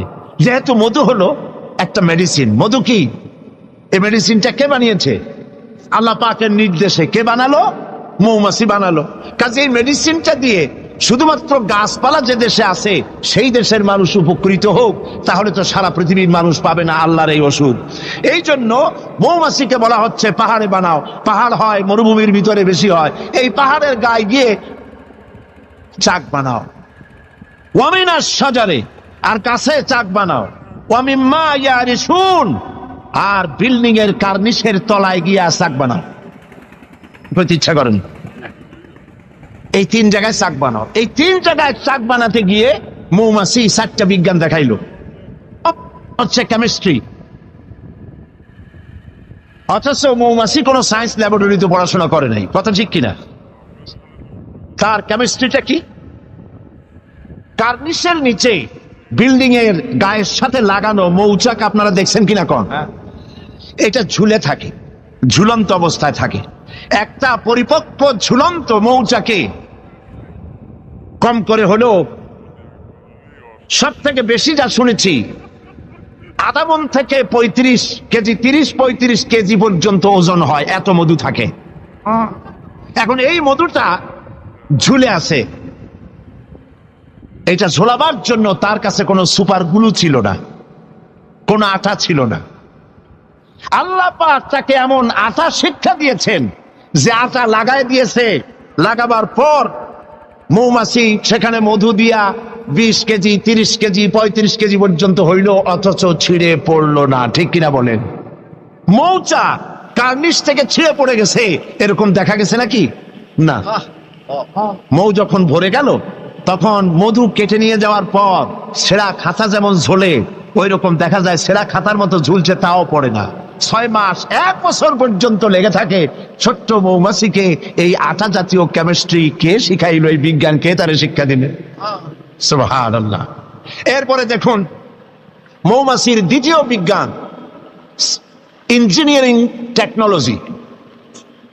মৌমাছি বাসা বানালো, সেই বাসা 6 কোণ বিশিষ্ট চেম্বার, এক একটা চেম্বার 6টা কোণ। লক্ষ্য করে দেখবেন, সমাপের কোণ বিশিষ্ট চেম্বার তৈরি করলো, লক্ষ চেম্বার। অথচ তার কাছে জ্যামিতি বক্স ছিল না, তার কাছে মেশিন করে সুন্দর করে এটা কিভাবে সাজায়া এই মৌমাছি ভিতরে মৌ ঢুকাইয়া আবার চেম্বারগুলির মুখ আটকায় দিল, যেন ফোটা ফোটা হইয়া যা সে সঞ্চয় করেছিল তা যেন পড়ে না যায়। এই যে বাসা বানাইলো, এটা হলো তার ইঞ্জিনিয়ারিং টেকনোলজি। এই টেকনোলজি আরো যদি দেখতে চান, বাবুই পাখির কাছে যা। বাবুই পাখিরে ডাকি বলিছে চড়াই, উড়ে ঘরে থেকে করো শিল্পের বড়াই। যদিও বাবুই পাখি, চড়ুই পাখি বাবুই পাখিকে এটা বলেছে, আসলে শিল্পের বড়াই করার মতো। এই যে চতুর্দিক থেকে পাতাগুলি ছিঁড়ে এনে যে বাসা বাবুই পাখি বানালো, আগেই কোন সুবহানাল্লাহ। এই বাসা শুধু বাসা নয়, এর মধ্যে বেডরুম আছে, এর মধ্যে ডাইনিং রুম আছে, মাস্টার বেডরুম আছে, শুধু টয়লেট নাই। নিচ দিয়ে ঢুকবে, আবার ব্যাকডোর দিয়ে নিচের থেকে আক্রান্ত হলে ব্যাকডোর দিয়ে পালাবার ব্যবস্থাও আছে। এই বাসার ভেতরে কোন বিদ্যুৎ লাইন, পিডিপি বা আরইবি কেউ লাইন দেয় নাই, ফলে বেচারা অন্ধকারে তাদের স্বামী স্ত্রী কনজুগাল লাইফ লিড করবে কি করে। সেজন্য ওর মাথার মধ্যে আল্লাহ এমন বুদ্ধি দিলেন, কিছু কাদা এনে বাসার ভেতরে কাদা লাগিয়ে জোনাকি পোকা 5-6টা ধরে এনে মাথা ভিতরে ঢুকায়া পাছা বাইর করে দিয়ে রেখেছে, অটোমেটিক 0 পাওয়ারের বাল্ব তৈরি হয়ে গেছে। ইঞ্জিনিয়ারিং টেকনোলজি আর কারে বলে? আমার দেশের ইঞ্জিনিয়ার যারা আছেন, এই রকমের বাসা বানানো তো দূরের কথা, ভালো করে বাসাটা খুলুন তো দেখি, বুঝবো আপনি কেমন খুলতে পারেন। খুলতেই পারবেন না। বুনানো তো দূরের কথা। এটা গেল 2 নম্বর টেকনোলজি, ইঞ্জিনিয়ারিং টেকনোলজি। এরপরে হলো মেডিকেল সায়েন্স, চিকিৎসা বিজ্ঞান। আল্লাহ রাব্বুল আলামিন মৌমাছিকে বলছেন, সুম্মা কুলি মিন কুল্লি সামারাতি ফাসলুকি সুবুলা বিকাদুলুলাব। সব রকমের ফুল থেকে মধু চুষে নাও আর তোমার রবের নির্ধারিত পথে চলতে থাকো। সব রকমের ফুল থেকে মধু আহরণ করে মৌমাছি আহরণ করে এক জায়গায় রাখলো, পয়জন হলো না, এটা মানুষের জন্য শেফা হয়ে গেল। আর মধু কখনো নষ্ট হয় না, কখনো পচে না। মধু যদি পিওর থাকে, ওর ভিতরে যদি আপনি কিছু না মিশান, বছরের পর বছর মধুর পিওর থাকবে, নষ্ট হবে না। আলহামদুলিল্লাহ। ঔষধের পচন ক্রিয়া নষ্ট করার জন্য অ্যালকোহল ব্যবহার করা হয়। বিজ্ঞানীরা আবিষ্কার করেছেন অ্যালকোহলের কোনো প্রয়োজন নাই, বরং অ্যালকোহলের পরিবর্তে হালাল মধু ব্যবহার করলেই ঔষধের পচন ক্রিয়া নষ্ট হতে পারে। আল্লাহ পাক বলেছেন, ফিহে শিফাউল লিন্নাস, এর মধ্যে রয়েছে মানব গোষ্ঠীর জন্য শেফা, রোগের প্রতিষেধক। সুবহানাল্লাহ বিহামদিহি। এটা হলো মেডিকেল সায়েন্স। চতুর্দিক থেকে মধু সংগ্রহ করে একত্রিত করছে, পয়জন হচ্ছে না, এটা তার জন্য, মানুষের জন্য শেফা হয়ে যাচ্ছে। 4র্থ নম্বরে মৌমাছির কাছে যে বিজ্ঞান শিখবেন সেটা হলো মেরিন বায়োলজি। আল্লাহ পাক বলছেন, ফুল থেকে মধু আহরণের জন্য তুমি চলে যাও, কিন্তু রাস্তা ভুলে যেও না, রাস্তা ভুলে যেও না। একটা মৌমাছি তার বাসা থেকে, এগুলো নিয়ে যারা রিসার্চ করেছেন, প্রাণীতত্ত্ববিদরা বলেছেন, মৌমাছি ফুল থেকে মধু গ্রহণ করার জন্য নিজের বাসা থেকে 10 মাইল পর্যন্ত দূরে চলে যায়। আপনারা কোনোদিন দেখেছেন কোন মৌমাছি আপনার ঘরে এসে পথ খুঁজতেছে, বাবা বাসা হারাইছি, যাবো কোন পথে, তালাশ করছে কখনো? আল্লাহ পাক বলছেন, তুমি যাবে ফুল থেকে মধু আহরণ করার জন্য, রাস্তা ভুলে যেও না। সুবহানাল্লাহ বিহামদিহি। সমুদ্রের ভিতরে নাবিকেরা যখন জাহাজ চালায়, ইনল্যান্ড রিভার লাইনে, আমাদের দেশীয় নদীগুলিতে স্টিমার যখন থাকে, সামনে সার্চ লাইট থাকে, কিন্তু সমুদ্রে শিপগুলি, এদের কোনো সার্চ লাইটের দরকার নাই। সার্চ লাইট জ্বালাই দেখবে কি? পানি আর পানি, কি দেখবে? সেই জন্য তাদের জন্য প্রয়োজন হচ্ছে একটা মানচিত্র আর একটা কম্পাস। কম্পাস, মানচিত্র, রাডার, এগুলিকে ফলো করে স্টিমার, শিপগুলি মহাসমুদ্রের ভেতর দিয়ে চলে, পথ হারায় না। এবার আপনি বলেন, মৌমাছি নিজের মৌচাক, এই চট্টগ্রাম কলেজের কার্নিশের নিচে তার বাসা, মধু আহরণ করার জন্য চলে গেল। এখান থেকে 10 মাইল কদ্দূর? বদ্দার হাট নাকি হাটহাজারি গেছে মধু আনতে। ওর কাছে কোনো কম্পাস ছিল? কোনো মানচিত্র ছিল? কোনো মানচিত্র, কোনো কম্পাস নাই। চলে গিয়েছে মৌ আনতে, আর ঠিক সেখান থেকে মধু মুখে করে এনে আবার জায়গায় পৌঁছে গিয়েছে। সুবহানাল্লাহ বিহামদিহি।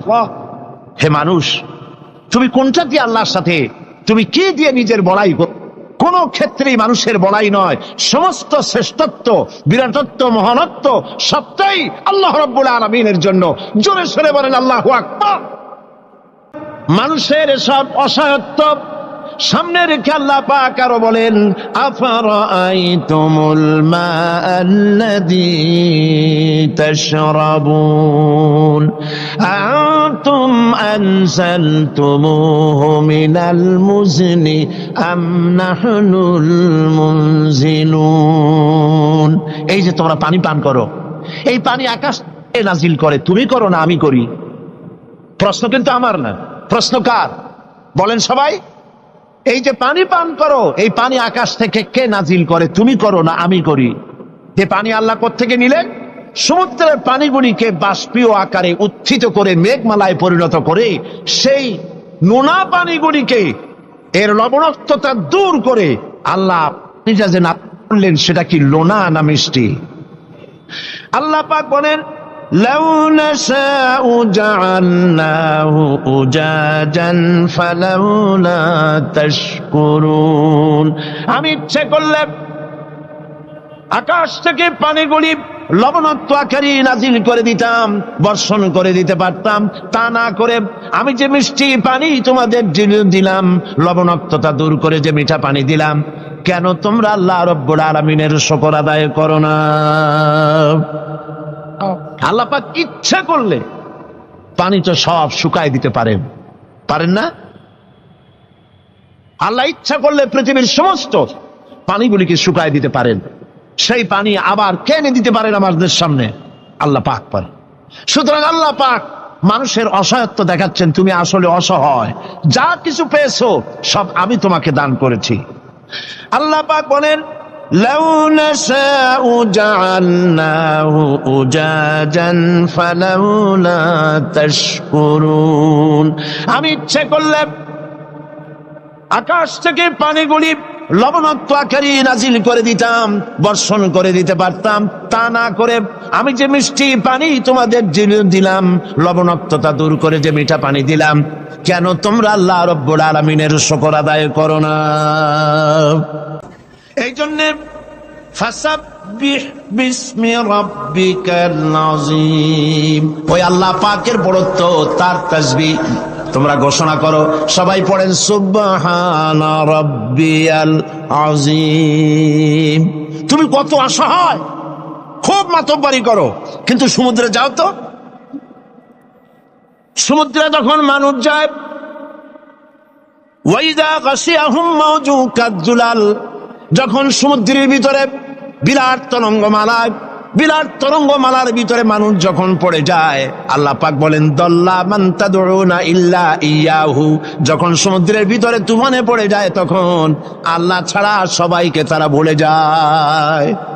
শুধু তখন মনে পড়ে আল্লাহ আল্লাহ, আল্লাহ ছাড়া তখন আর কিছুই মনে থাকে না। অতএব তুমি নিজেকে যত বড় মনে করো, আসলে তুমি এত বড় নও। তোমার আসল মর্যাদা কি সে কথা আল্লাহ পাক বলছেন। এবার দেখো তোমার মূল মর্যাদাটা কি। আল্লাহ পাক বলেন, পৃথিবীর মানুষের মূল মর্যাদা হলো ওয়ালাকাদ কাররামনা বানি আদম, আদম সন্তানকে আমি সম্মানিত করেছি, তুমি আমার সম্মানিত মেহমান। পৃথিবীর মানুষের আল্লাহর সম্মানিত মেহমান। ওয়া হামালনাহুম ফিল বাররি ওয়াল বাহর, আর আমি তাদেরকে জলে এবং স্থলে সওয়ারির ব্যবস্থা করেছি। ওয়া রাযাকনাহুম মিনাত তাইয়্যিবাত, আর উত্তম হালাল খাদ্য আমি তোমাদেরকে দান করেছি। সুবহানাল্লাহ বিহামদি, সম্মানিত মেহমান। সেই জন্য আল্লাহ যত খাবার দিলেন, সমস্ত খাবারগুলি ঢেকে ঢুকে সুন্দর করে আমাদের সামনে পরিবেশন করেছেন। সুবহানাল্লাহ বলেন। সম্মানিত মেহমানের সামনে খোলা খাবার নেওয়া ভদ্রতার বাইরে, আমরাও তা করি না, ঢেকে ঢুকে নেই। আর আল্লাহ পাক এই মানুষকে সম্মানিত করেছেন বলে যত খাবার দিলেন, সমস্ত খাবারগুলি ঢেকে দিয়েছেন। আম আল্লাহ কভার করেছেন, কাঁঠালকে কভার করেছেন, কলাকে কভার করেছেন, বেলকে কভার করেছেন। যত খাবার দিলেন, সমস্ত খাবারগুলিকে রব্বুল আলামিন কভার করে, সম্মান করে, সুন্দর করে ঢেকে ঢুকে মানুষের সামনে পেশ করলেন। তোমার মর্যাদা, মানুষের আসল মর্যাদা হলো, মানুষের আসল মর্যাদা আল্লাহ পাক দিয়েছেন, তোমাকে আমি সম্মানিত জাত হিসাবে পৃথিবীতে তৈরি করেছি। এটাই হলো তোমার মূল সম্মান। এখন আল্লাহ পাক মানুষকে যে মর্যাদা দান করেছেন, সে মর্যাদা বুঝতে না পেরে তারা এক আল্লাহকে বাদ দিয়ে আরো অনেক খোদা তারা বানিয়ে নেয়। ধর্মনিরপেক্ষ মতবাদে যারা বিশ্বাসী, তাদের খোদা হয় পৃথিবীতে চারটা। তারা চার ইলাহে বিশ্বাস করে। সবাই বলে নাউজুবিল্লাহ। এই ধর্মনিরপেক্ষ মতবাদ কি এবং সংস্কৃতি মূল আমাদের কোনটি, এ বিষয়ে আমি আজকে কথা বলবো ইনশাআল্লাহ। ধর্মনিরপেক্ষতায় যারা বিশ্বাস করে, তাদের ইলাহ হয় চারটা: স্বদেশ, স্বজাতি, নিজস্ব জ্ঞান আর প্রবৃত্তির অনুসরণ। দেশকে তারা নিজেদের মায়ের মতো মনে করে, দেশ মাতৃকা বলে। আমরা দেশকে মা বলি না, মাতৃভূমি বলি, জন্মভূমি বলি। কিন্তু একথা আমরা বলি না, ও মা তোমার তরে ঠেকাই মাথা। এই কথা কি আমরা বলি? এটা আমাদের কথা নয়। সুতরাং তারা দেশের জন্য তো জীবন দিতে পারে, কিন্তু আল্লাহর জন্য তারা কিছুই করতে পারে না। দেশপ্রেম তো নিশ্চয়ই ভালো, কিন্তু দেশকে পূজা করা নিশ্চয়ই ভালো নয়। আল্লামা ইকবাল বলেছেন, ইনতাজা খুদাও মে सबसे बड़ा वो वतन है, इंताजा खुदाओं में सबसे बड़ा वो वतन है, जो इसका फिर पिरहन है वो मजहब का काफन है। এই চার খোদার মধ্যে তাদের বড় খোদা হলো, তাজা খোদা হলো নিজেদের স্বদেশ। স্বদেশের জন্য সবই করতে পারে, কিন্তু এই দেশটি যিনি দিলেন তার জন্য একটা সেজদা দিতেও রাজি নয়। তারা দিন থেকে মজহাবকে, রাজনীতি থেকে মজহাবকে, দিনকে, ইসলামকে আলাদা ভাগ করে ফেলেছে। ধর্ম দিয়ে একটি জাতির গঠন হয়, একটি জাতির গঠন হবে ধর্ম দিয়ে। যদি জাতি থেকে ধর্মকে বিচ্ছিন্ন করা হয়, সেটা ঠিক সেইভাবে টিকতে পারে না। যেমন ল অফ গ্রাভিটেশন, শক্তি আছে বলেই চন্দ্র, সূর্য, গ্রহ, নক্ষত্র, সৌররাজি সব একটার সাথে আর একটা আকর্ষিত হয়ে আছে। মাধ্যাকর্ষণ শক্তি না থাকলে সব যেমন ধ্বংস হয়ে যায়, যদি না মাযহাব যদি না থাকে তাহলে সেখানে মানুষও বাঁচতে পারে না, তাদের ইজ্জত নিয়ে, তাদের সম্মান নিয়ে টিকতে পারে না। এই জন্য মানুষের মূল পজিশন সম্পর্কে আল্লাহ পাক বলছেন, দেখো তোমার পজিশনটা কি। তোমার পজিশন হলো, প্রথম মানুষের ব্যাপারে আল্লাহ তার পজিশন বলে দিয়েছেন, ওয়া ইয ক্বালা রাব্বুকা লিল মালাইকাতি ইন্নী জাইলুন ফিল আরদি খলিফা। আমি খলিফা প্রেরণ করব, আমি প্রতিনিধি পাঠাবো। খলিফা বলতে আমাদের দেশে অনেক ক্ষেত্রে খলিফা মনে করে দর্জিকে, যারা জামা সেলাই করে। কোত্থেকে এই অর্থ আসলো আমি জানি না। আল্লাহ পাক কি দুনিয়ায় খলিফা দর্জি পাঠাবেন এই কথা কি বলেছেন নাকি? খলিফা হচ্ছে প্রতিনিধি, রিপ্রেজেন্টেটিভ, প্রতিনিধি।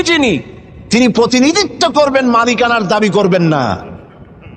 পৃথিবীতে সমস্ত মানুষগুলিকে আল্লাহ পাক প্রতিনিধি হিসাবে পাঠিয়েছেন, কিন্তু প্রতিনিধি হয়ে যদি মালিকানার দাবি করে বসে এবং আইন নিজের ইচ্ছে মতো চালাতে চেষ্টা করে, তখনই আল্লাহ রাব্বুল আলামিন নারাজ হয়ে যান। আল্লাহ পাক বলেছেন, ইনিল হুকমু ইল্লা লিল্লাহ। আইন চলবে কার? আলা লাহুল খালকু ওয়াল আমর। সৃষ্টি যার, আইন চলবে সেই আল্লাহ রাব্বুল আলামিনের। আল্লাহর আইন চলবে পৃথিবীতে, কারো পিতার আইন চলবে না, কারো নিজের আইন চলবে না, কারো বানানো আইন চলবে না। আইন চলবে কার? বলেন, এই পৃথিবী কার? এই মানুষগুলি কার? আকাশ কার? জমিন কার? আইন চলবে কার? একমাত্র আল্লাহ পাকের আইন দিয়েই পৃথিবীতে শান্তি প্রতিষ্ঠা হতে পারে। আর সেই আল্লাহর আইনকে ইমপ্লিমেন্ট করার জন্য, ওইটাকে চালু করার জন্য আল্লাহ পাক মানুষকে খলিফা বানিয়েছে। তুমি আমার প্রতিনিধি, আমার আইনকে কার্যকরী করার জন্য পৃথিবীতে তোমাকে পাঠানো হলো। এই দায়িত্ব পালন করবে পৃথিবীর মানুষেরা, তারা আল্লাহ পাকের এই আইন চালু করবে। আর এই পৃথিবীতে আল্লাহর আইন দিয়েই মানুষ পরিচালিত হতে পারবে শান্তিপূর্ণভাবে। মানুষের তৈরি করা আইন দিয়ে শান্তি পাবে না, মানুষ ইনসাফ করতে পারবে না। কারণ হচ্ছে আল্লাহর আইন আর মানুষের আইনের মধ্যে পার্থক্য দেখুন।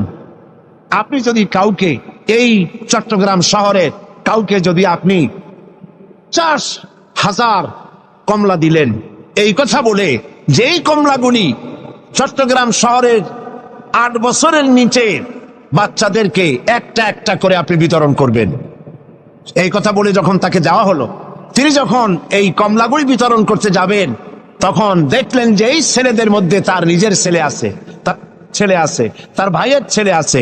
এইটা যখন দেখবেন, তখন অন্যের ছেলের চাইতে নিজের ছেলেকে, বোনের ছেলেকে 2-4টা বেশি দিতে ইচ্ছে করবে নাকি? করবে কিনা? সামান্য কমলা বিতরণ করতে গিয়ে যদি এই রকমের পক্ষপাতিত্ব, দলীয়করণ, আত্মীয়করণ ইত্যাদি করতে যদি ইচ্ছে করে, তাহলে এমন লোকদের হাতে আইন তৈরি করতে দিলে তারা তো সমস্ত মানুষেরই উপরে ইনসাফ কিছুদিন করতে পারবে না। সেই জন্য আল্লাহ রাব্বুল আলামিন আইন তৈরি করার দায়িত্ব নিজেই নিয়েছেন। আইন আল্লাহ পাকের, সে আইনের কিতাবের নামই হচ্ছে কোরআন। আমাদের দেশে বর্ষবরণ পয়লা বৈশাখ, বর্ষবরণের ব্যাপারে, পয়লা বৈশাখের ব্যাপারে আমাদের কোনো আপত্তি নাই। পয়লা বৈশাখ মানুষ দোয়া করেন, কোরআন শরীফ পড়েন, দরুদ পড়েন, দোয়া করেন। আপনি বার্ষিক হিসাব কিতাব চালু করেন, ব্যবসার হিসাব কিতাব করেন, বছরের প্রথম দিন, বাংলা বর্ষের প্রথম দিন, কোনো অসুবিধা নাই। কিন্তু এই বর্ষবরণকে কেন্দ্র করে যে অপসংস্কৃতির চর্চা হচ্ছে, আমরা এটারই বিরোধিতা করি। কথা বুঝে আসছে কিনা? কিন্তু এক শ্রেণীর বুদ্ধিজীবী, তথাকথিত বুদ্ধিজীবী মানে পরজীবী, বুদ্ধিজীবী তো বোঝেন কারে কয়? যারা মাছ বিক্রি করে খায় তাদের বলে মৎস্যজীবী। যারা কৃষি কর্ম করে কৃষি উৎপন্ন, কৃষিজাত উৎপন্ন দ্রব্য পণ্য বিক্রি করে যারা খায় তাদের বলে কৃষিজীবী। আর যারা নিজেদের বিবেক বুদ্ধিকে ভারতের কাছে বিক্রি করে বিবৃতি দেয় দেশের বিরুদ্ধে, এরা হলো বুদ্ধিজীবী।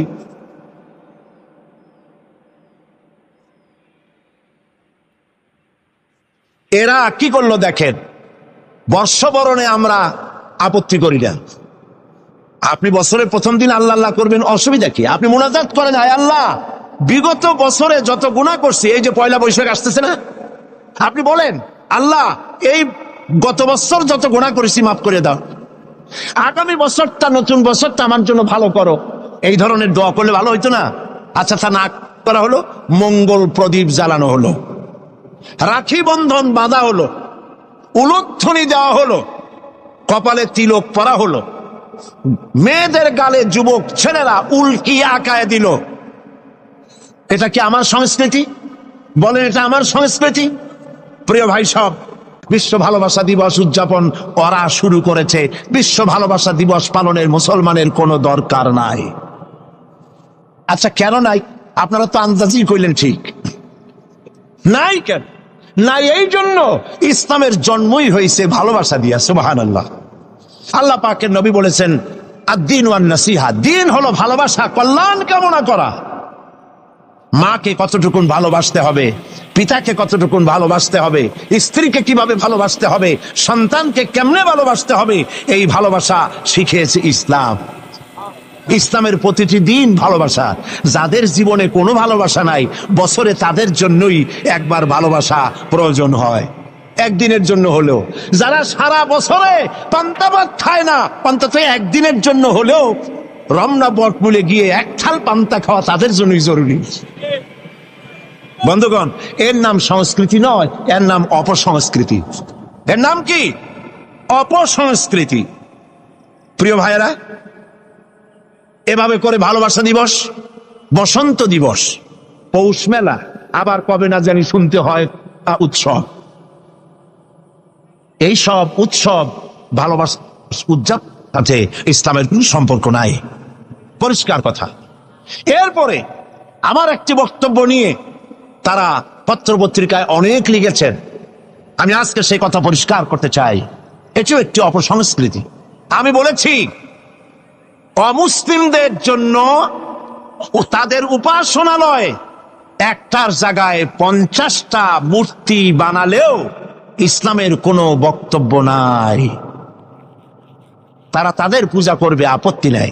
কিন্তু এই দেশে তো আমরা মুসলমান বাস করি। আমরা কারা? এদেশের বৃহত্তর জনগোষ্ঠী মুসলমান।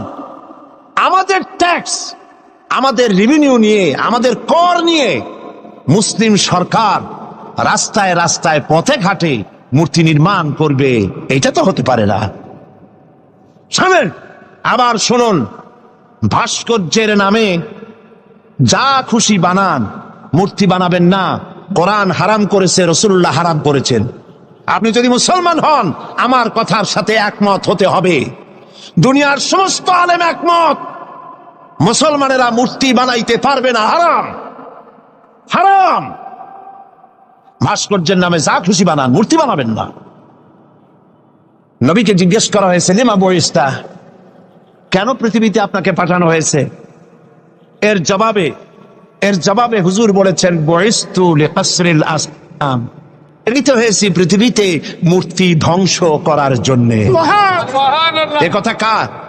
আল্লাহ পাকে। সুতরাং আপনারা পত্র পত্রিকা যারা লেখেন, ফিচার লেখেন, কলাম লেখেন, নিজেদের রক্ত সম্পর্কে চিন্তা করেন। নিশ্চয়ই একজন মুসলমান পিতা আপনাকে জন্ম দিয়েছেন, নিশ্চয়ই আপনি একজন মুসলমান মায়ের গর্ভে ছিলেন।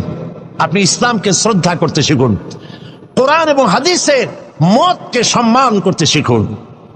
এটাই হলো মূল কথা। সংস্কৃতির নামে অপসংস্কৃতিকে ঘৃণা করে বন্ধ করতে চায়।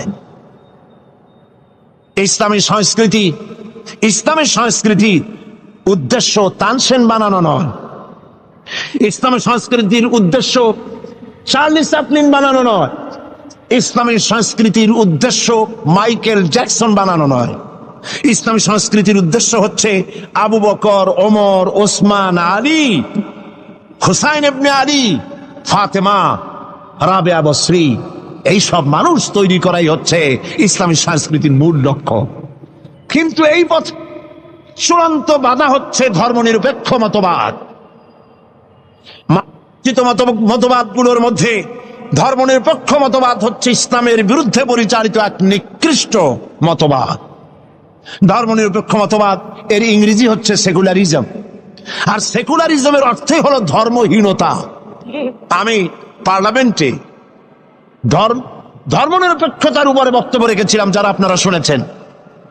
ডিকশনারিতে এর অর্থ কি এবং এর ক্ষতিকর দিকগুলি কি, কোরআন হাদিস ধর্মনিরপেক্ষ মতবাদ সম্পর্কে কি বলে, আমি সেগুলিকে পরিষ্কার করে তুলে ধরেছি পার্লামেন্টে।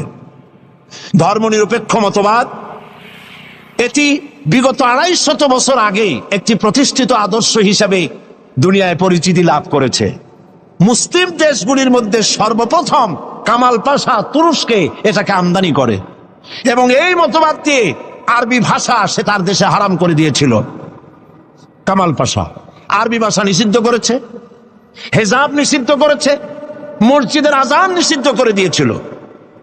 এই ধর্মনিরপেক্ষ মতবাদ 1972 সনে আমাদের দেশের সংবিধানে তদানীন্তন সরকার 1972 সনে সর্বপ্রথম ধর্মনিরপেক্ষ মতবাদকে সংযোজন করেছিলেন। আমার দেশের বৃহত্তর জনগোষ্ঠী মুসলমান, এই এত মুসলমানের দেশে যে সংবিধানটা তৈরি হলো তার শিরোনামে বিসমিল্লাহ ছিল না। তারা একটা দলিলও পেশ করে, পেয়েছে মৌলানা মৌলবীরা খালি ধর্মনিরপেক্ষ মতবাদের বিরুদ্ধে কথা কয়। তারা কি জানে না যে বুখারী শরীফে আছে লাকুম দিন দিন? এরা মনে করে, তখন অনুসারীরা মনে করে মাশাআল্লাহ এইটা আমাদের নেতা নেত্রীরা ভালোই তো কোরআন জানে, কিন্তু হাইকোর্ট দেখাইছে তা ঠিক পায় নাই। লাকুম দিনুকুম ওয়ালিয়া দিন, এইটা কি? এইটা কার কথা? এটা কি বুখারীর কথা? আল্লাহর কথা। এই কথা কোন সূরার মধ্যে আছে? সূরা কাফিরুন। এর প্রেক্ষাপট কি? এই সূরার প্রেক্ষাপট হচ্ছে কাফেরেরা বলছিল মুহাম্মদ সাল্লাল্লাহু আলাইহি ওয়াসাল্লাম আসো আর ঝগড়াঝাটি মারামারি এইসবের মধ্যে না যাইয়া ধর্মের ব্যাপারে আমরা একটা সমঝোতায় আসি। কি সমঝোতা? কিছুদিন আমরা তোমাদের মসজিদে গিয়া তোমার আল্লাহরে কয়েকটা সেজদা দেব, আর তোমরা কয়েকদিন আমাদের মূর্তিগুলার সামনে একটু প্রণাম জানাবা। ধর্মকে আমরা এইভাবে 50-50 করে দিই। আল্লাহ রাব্বুল আলামিন কাফেরদের এই প্রস্তাবকে সামনে রেখে আল্লাহ আলামিন এই সূরা নাজিল করলেন, কুল ইয়া আইয়ুহাল কাফিরুন লা আ'বুদু মা তা'বুদুন। হে কাফেরেরা বলুন, হে কাফেরেরা তোমরা যার ইবাদত করো আমরা তার ইবাদত করি না, আবার আমরা যার ইবাদত করি তোমরা তার ইবাদত করো না। সুতরাং লাকুম দীনুকুম ওয়ালিয়া দীন, তোমাদের জন্য তোমাদের ধর্ম আর আমাদের জন্য আমার ধর্ম। তার মানে এখানে তো নিরপেক্ষতার কথা বলা হলো না, এখানে তো পক্ষের কথা। তোমরা ধর্মের থাকো, আমরা আমাদের ধর্মের পক্ষে থাকি। এবার এই ধর্মনিরপেক্ষ মতবাদের উপরে চূড়ান্ত কথা শুনুন আল্লাহর কাছে। কার কাছে? ধর্মকে, জীবনকে দুই ভাগ করার কোনো উপায় নাই, কোনো উপায় নাই। কোরআনে কারীমে আল্লাহ পাক বলেন, আফাতুমিনুনা বিবাদিল কিতাবি ওয়া তাকফুরুনা বিবাদ। তোমরা কোরআনের কিছু কথাকে করবে স্বীকার আর কিছুকে করবে অস্বীকার। ফামা জাযাউ মান ইয়াফআলু যালিকা মিনকুম ইল্লা খিজয়ুন ফিল হায়াতিদ দুনিয়া। তোমরা জেনে রেখো, যদি তোমরা কিছু কথাকে মানো আর কিছুকে অস্বীকার করো, এ কাজ যারাই করবে পৃথিবীর জীবনে তোমাদেরকে লাঞ্ছনা দেব এবং কিয়ামতের দিন চূড়ান্ত শাস্তি তোমাদেরকে দেওয়া হবে। ধর্মনিরপেক্ষ মতবাদের মূল কথাই হলো নামাজ, রোজা, হজ, যাকাত করব আমরা আমাদের ইচ্ছে মতো, আর রাজনীতি, ধর্ম আমার ব্যক্তিগত ব্যাপার, রাজনীতি, অর্থনীতি, সমাজনীতি, নির্বাচন ইত্যাদি যা কিছু সব করব আমরা আমার ইচ্ছে মতো, আর ধর্ম আমার ব্যক্তিগত ব্যাপার। এই রকমের জীবনকে দ্বিধা বিভক্ত করার কোনো গুঞ্জাইশ, কোনো সুযোগ কোনো মুসলমানকে দেওয়া হয় নাই। আপনারাই চিন্তা করেন, ওরা ধর্মনিরপেক্ষ মতবাদের লোকেরা, ওরা আল্লাহ এবং রসুলের উপরে 144 ধারা জারি করছে। তারা বলেছে আল্লাহ রসুল মাদ্রাসায় মসজিদে থাকো, আমার পার্লামেন্টে আসতে পারবে না, আমার সেক্রেটারিয়েটে আসতে পারবে না, আমার ক্যান্টনমেন্টে বঙ্গভবনে যাইতে পারবে না, আমার নির্বাচনে আসতে পারবে না।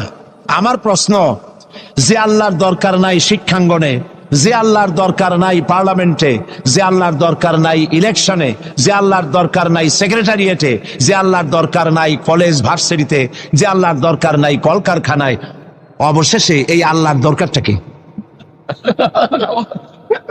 নাউযুবিল্লাহি মিন যালিক।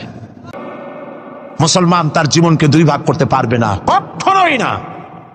যার কথা মতো মাগরিবের নামাজ পড়েছি, যার কথা মতো ইশার নামাজ পড়ব, তার কথা মতো রাষ্ট্র পরিচালনা করব, যার কথা মতো যাকাত দেই তার কথা মতোই আমি ব্যাংক পরিচালনা করব, যার কথা মতো হজ করি, যার কথা মতো নামাজ পড়ি, তার হুকুম মতো, তার আইন মতো ব্যক্তি, পরিবার, সমাজ ও রাষ্ট্রকে যদি পরিচালনা করতে পারি, এর নাম হলো ইসলামের মধ্যে পরিপূর্ণ দাখিল হয়ে যাওয়া। ইয়া আইয়ুহাল্লাযীনা আমানু দুখুলু ফিস-সিলমি কাফা ولا تتبعوا خطوات الشيطان إنه لكم عدو مبين। হে বিশ্বাসীরা, তোমরা যারা ঈমান এনেছো শোনো, ইসলামের মধ্যে পরিপূর্ণরূপে প্রবেশ করো। আমরা পরিপূর্ণ প্রবেশ করতে পারছি? আমি অনেক সময় দৃষ্টান্তটা এভাবে দেই, একটা কোট, একটা শেরওয়ানি, একটা হাতের মধ্যে হাত ঢুকাইয়া বাকিটা পিঠের উপরে যদি ভালায় রাখে কেউ, কোটটা গায়ে দিছে, এ কথা কেউ বলবে? বলেন বলবে? মসজিদের বাইরে দাঁড়াইয়া জানলা দিয়া কল্লাটা ঢুকাই দিল, বডিটা বাইরে, কেউ কি বলবে যে মসজিদের মধ্যে ঢুকছে? একটা পায়জামা বা প্যান্ট বা ট্রাউজার, এর একটার মধ্যে ঠ্যাং একটা ঢুকাইয়া বাকিটা রাস্তায় টানতে টানতে আনতেছেন, কেউ কি বলবে যে প্যান্ট পরছে? বলবে না।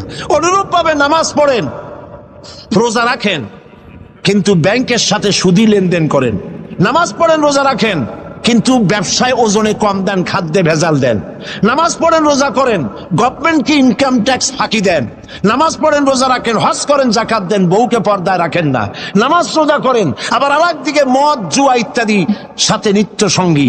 এই যদি হয় অবস্থা, ইসলামের মধ্যে পরিপূর্ণ দাখিল হওয়া হয় নাই বলেই আল্লাহ পাক বলেছেন, কালেমা যখন পড়েছ পরিপূর্ণরূপে ইসলামের মধ্যে দাখিল হয়ে যাও। আমার দিল সাক্ষী দেয়, আমি তাকে বলবো আমার কথা আপনি না শোনেন। আমার দিল সাক্ষী দেয় তিনি আল্লাহর ওলি, বুজুর্গ বান্দা আল্লাহ পাক, সর্বজন শ্রদ্ধেয় ব্যক্তিত্ব। আল্লাহ তাকে হায়াতে তাইয়্যিবা, সেহাতে কুল্লিয়া দান করুন।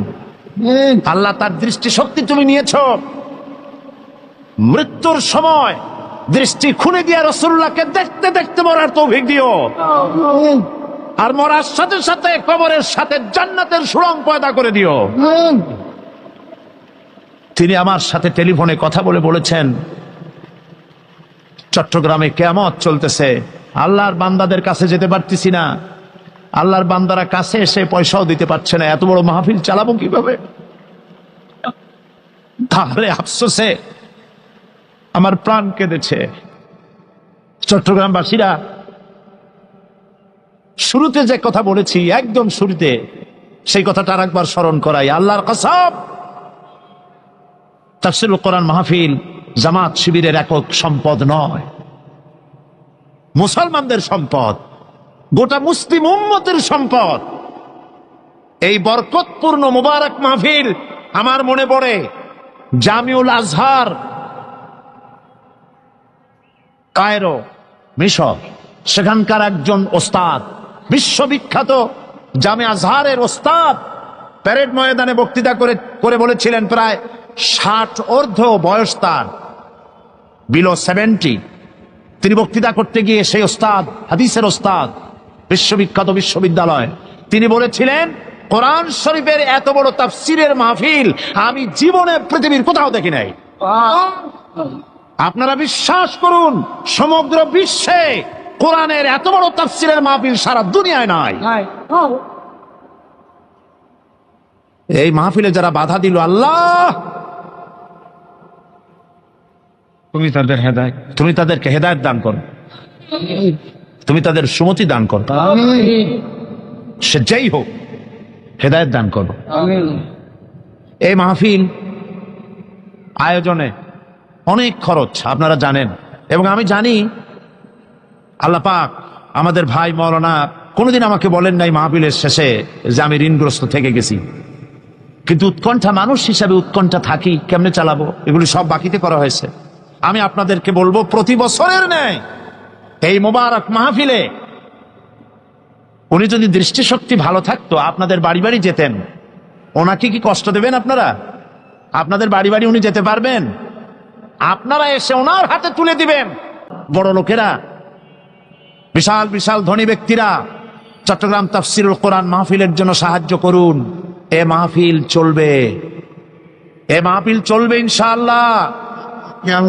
প্যারেড ময়দানে 144 ধারা দেওয়া হয়েছে 17 দিনের। পৃথিবীর ইতিহাসে এত বড় 144 ধারা কোন দেশে কখনো হয়েছে বলে অন্তত আমার জানা নাই।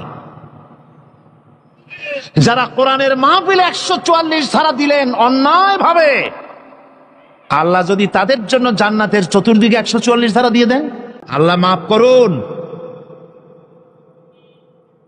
আল্লাহ মাফ করুন, বলেন আমিন। চট্টগ্রামের ধনী ব্যক্তিরা উদাত্ত মুক্ত হস্ত নিয়ে এগিয়ে আসুন। পুরা প্যান্ডেলের খরচ একজনে দিয়ে দিন, পুরা লাইটের খরচ একজনে দিয়ে দিন, মাইকের খরচ দিয়ে দিন, পোস্টারের খরচ দিয়ে দিন। আল্লাহ পাক আপনাদের কামাই রুজিতে বরকত দান করবেন। আমিন। আর আপনারা যত লোক বসে আছেন, আজকে যারা এনেছেন, মরনা ওইগুলি ড্রামগুলি আছে তো, চতুর্দিকে ড্রাম আছে, চাদর আছে, যাওয়ার সময় দিয়ে যাবেন। এ তাফসীরের মাহফিলের সাথে আপনার কলিজার সম্পর্ক, সত্য কিনা বলেন? যাওয়ার সময় দিয়ে যাবেন, আর আগামীকাল পকেট ভর্তি করে টাকা নিয়ে আসবেন। বলেন ইনশাআল্লাহ। আল্লাহ তৌফিক দিবেন, বলেন আমিন। মৌলানা যেন চিন্তায় পেরেশানিতে কষ্ট না পান, সমাজ কল্যাণ পরিষদ যেন কষ্ট না পায়। আল্লাহ তুমি গায়েব থেকে মদত দান করো, বলি আমিন। আর চট্টগ্রাম তাফসীরুল কোরআন মাহফিল হচ্ছে ইসলামী বই মেলার শ্রেষ্ঠ বই মেলা। এত বড় ইসলামী বই মেলা বাংলাদেশের কোথাও হয় না। বামপন্থীরা খালি খালি খেপছে, কলজে আগুন লেগে গেছে। এত মানুষ হেদায়েত হয়, শয়তান চিন্তা করে তাহলে বাইসে থেকে লাভ কি? আল্লাহ হেদায়েত করুক, বলেন আমি। 2000 সনে আমার হজ করার কোনো নিয়ত ছিল না।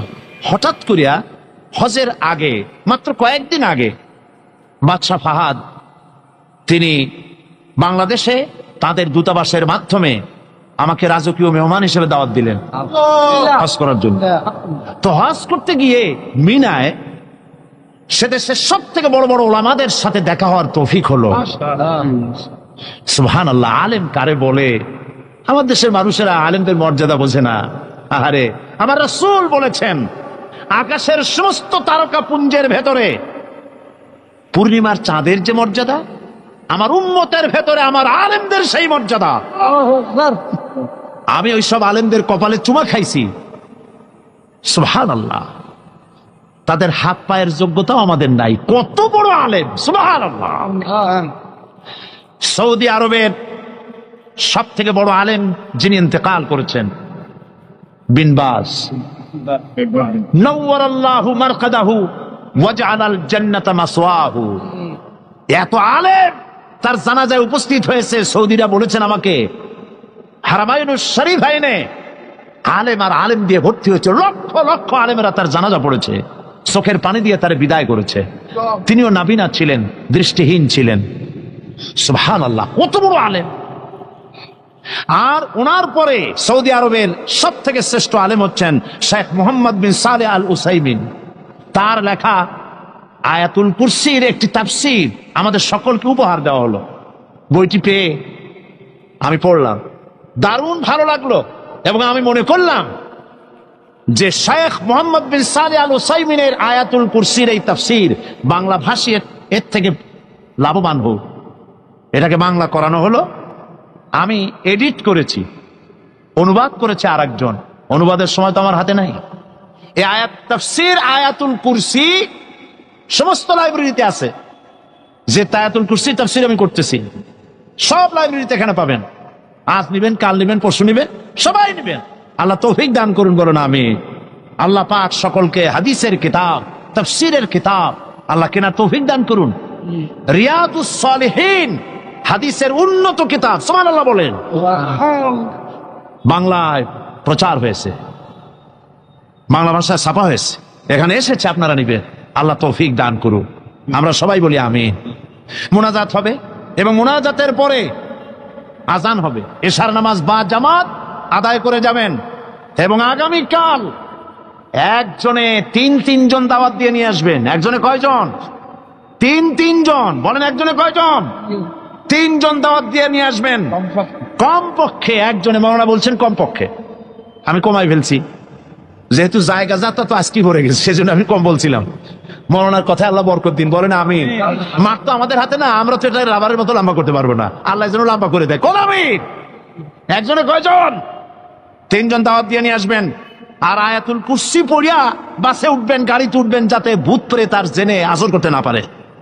মনে থাকবে, আল্লাহর উপরে ভরসা করে উঠবেন। আর গোয়েন্দা বিভাগ, পুলিশ প্রশাসনকে আবার বলি, আমরা জানতে পেরেছি রাস্তার মোড়ে মোড়ে বাধা দেওয়া হয়। আপনারা যে গুনাহ করেছেন বাধা দিয়ে, তাফসীরের মাহফিলে 140 ভোট দিয়ে, এর কাফারা আদায়ের জন্য রাস্তার মোড়ে মোড়ে ওই সব ছেলেদেরকে আপনারা ঠেকান, যাতে কোরআন শুনতে কোনো মানুষের বাধার সৃষ্টি না হয়। হতে পারে এই খেদমতের কারণে আল্লাহ পাক আপনাদের ওই গুনাহ মাফ করে দিবেন। أنفسنا وإن لم تغفر لنا وترحمنا لنكونن من الخاسرين ربنا لا تزغ قلوبنا بعد إذ هديتنا وهب لنا من لدنك رحمة إنك أنت الوهاب। আয় আল্লাহ তাআলা, লাখো জনতা নিয়ে, মা বোনদের নিয়ে তোমার দরবারে চট্টগ্রাম তাফসীরুল কোরআন মাহফিল আজকের এই প্রথম দিনে গুনাহগার কাঙ্গালের মতো তোমার দরবারে হাত তুলেছি। মেহেরবানি করে আমাদের আলোচনা দুরূদ ও সালামের সওয়াব জনাবে মুহাম্মদুর রাসূলুল্লাহ সাল্লাল্লাহু আলাইহি ওয়াসাল্লামের রূহ মুবারকে পৌঁছায় দাও। तमाम পৃথিবীর মাটির নিচে যত মুমিন মুমিনাত শুয়ে আছেন, আল্লাহ প্রত্যেকের রূহের পরে সওয়াব পৌঁছায় দাও রব্বুল আলামিন। সারা জীবন গুনাহ করেছি, গুনাহ করে করে জীবনকে নষ্ট করে ফেলেছি। আল্লাহ তাআলা দয়া করে জিন্দেগীর সকল গুনাহ মাফ করে দাও রব্বুল আলামিন। আমাদের মা বাপ যাদের কবরে শুয়ে আছে, কবরগুলিকে জান্নাতের টুকরা বানায়া দাও। রব্বির হামহুমা কামা রব্বায়ানি সগীরা। সবাই পড়েন, রব্বির হামহুমা কামা রব্বায়ানি সগীরা। হে আল্লাহ তাআলা, এই মুহূর্তে মনে পড়লো এই তাফসীরের মাহফিল প্রতি বছর যিনি উদ্বোধন করতেন বাইতুস শরফের হযরত পীর সাহেব কেবলা, হযরত মাওলানা শাহ আব্দুল জব্বার সাহেব আমাদের থেকে বিদায় হয়ে গেছে। ওই সুন্দর চাঁদ মুখ আর তো আমরা দেখতে পাবো না। আল্লাহ তার কবরটাকে জান্নাতের টুকরা বানায়া দাও রব্বুল আলামিন। এই মাহফিল 5 দিন প্রতি বছর হয়। আল্লাহ তাআলা 2 দিন থেকে মাহরুম হয়ে গেলাম, যাদের কারণে আল্লাহ তাআলা তুমি তাদেরকে গজব দিও না। তুমি তাদেরকে শাস্তি দিও না মাবুদ। যারা এই কাজ করলো, বাধা দিল, আমরা সবাই মিলে তোমার কাছে মাপ চাই। তাদের সকলকে আল্লাহ তুমি দয়া করে কোরআনের সৈনিক বানাইয়া দাও। রব্বুল আলামিন গত জুমায় শাহী মসজিদে মুসলমানদের উপরে যারা হামলা করলো, কোন মুসলমান পুলিশ জুতা পায়ে দিয়া মসজিদে ঢুকতে পারে আমরা বিশ্বাস করি না।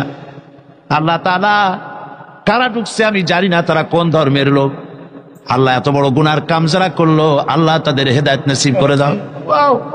রব্বুল আলামিন মুসল্লিদের উপরে টিয়ার গ্যাস মারলো, গোলাগুলি করলো, বুলেট ছুড়লো।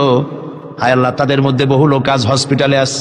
আল্লাহ তুমি দয়া করে তাদেরকে শেফায়ে আজেলা দিয়ে দিও। রাকেব করে একটা ছেলে, তার চোখ বাঁচাবলে আল্লাহ বাঁচাইলে বাঁচবে না, জাকির নামক একটি ছেলে পুলিশের রাবার বুলেট লেগে চোখটা তার যাবো যাবো করতেছে। আল্লাহ তোমার কোরআনের কারণে সে ব্যক্তি নামাজ পড়তে এসেছে, তার চোখটা আল্লাহ ওরা গুলি করে দিল। আল্লাহ তুমি দয়া করে আমরা ভিক্ষা চাই, চোখ ফিরাইয়া দাও। আল্লাহ কোরআনের মাহফিলে ওর চোখ আমরা ভিক্ষা চাইতেছি, চোখটা দিয়ে দিও বাবু। রব্বুল আলামিন কোরআনের সপক্ষে কথা বলতে গিয়ে 40 জন লোককে পুলিশ প্রশাসন জেলের মধ্যে ঢুকাই দিছে। আল্লাহ পুলিশের সুমতি দাও, তোমার ওই 40 জন বান্দা যেন কালকে জেল থেকে বেরিয়ে এসে তাফসীর মাহফিলে শরীক হয়ে যেতে পারে। রব্বুল আলামিন সরকারকে সুমতি দাও, কোরআন নিয়ে, হাদিস নিয়ে, ইসলাম নিয়ে, আলেম নিয়ে যেন ষড়যন্ত্র না করে।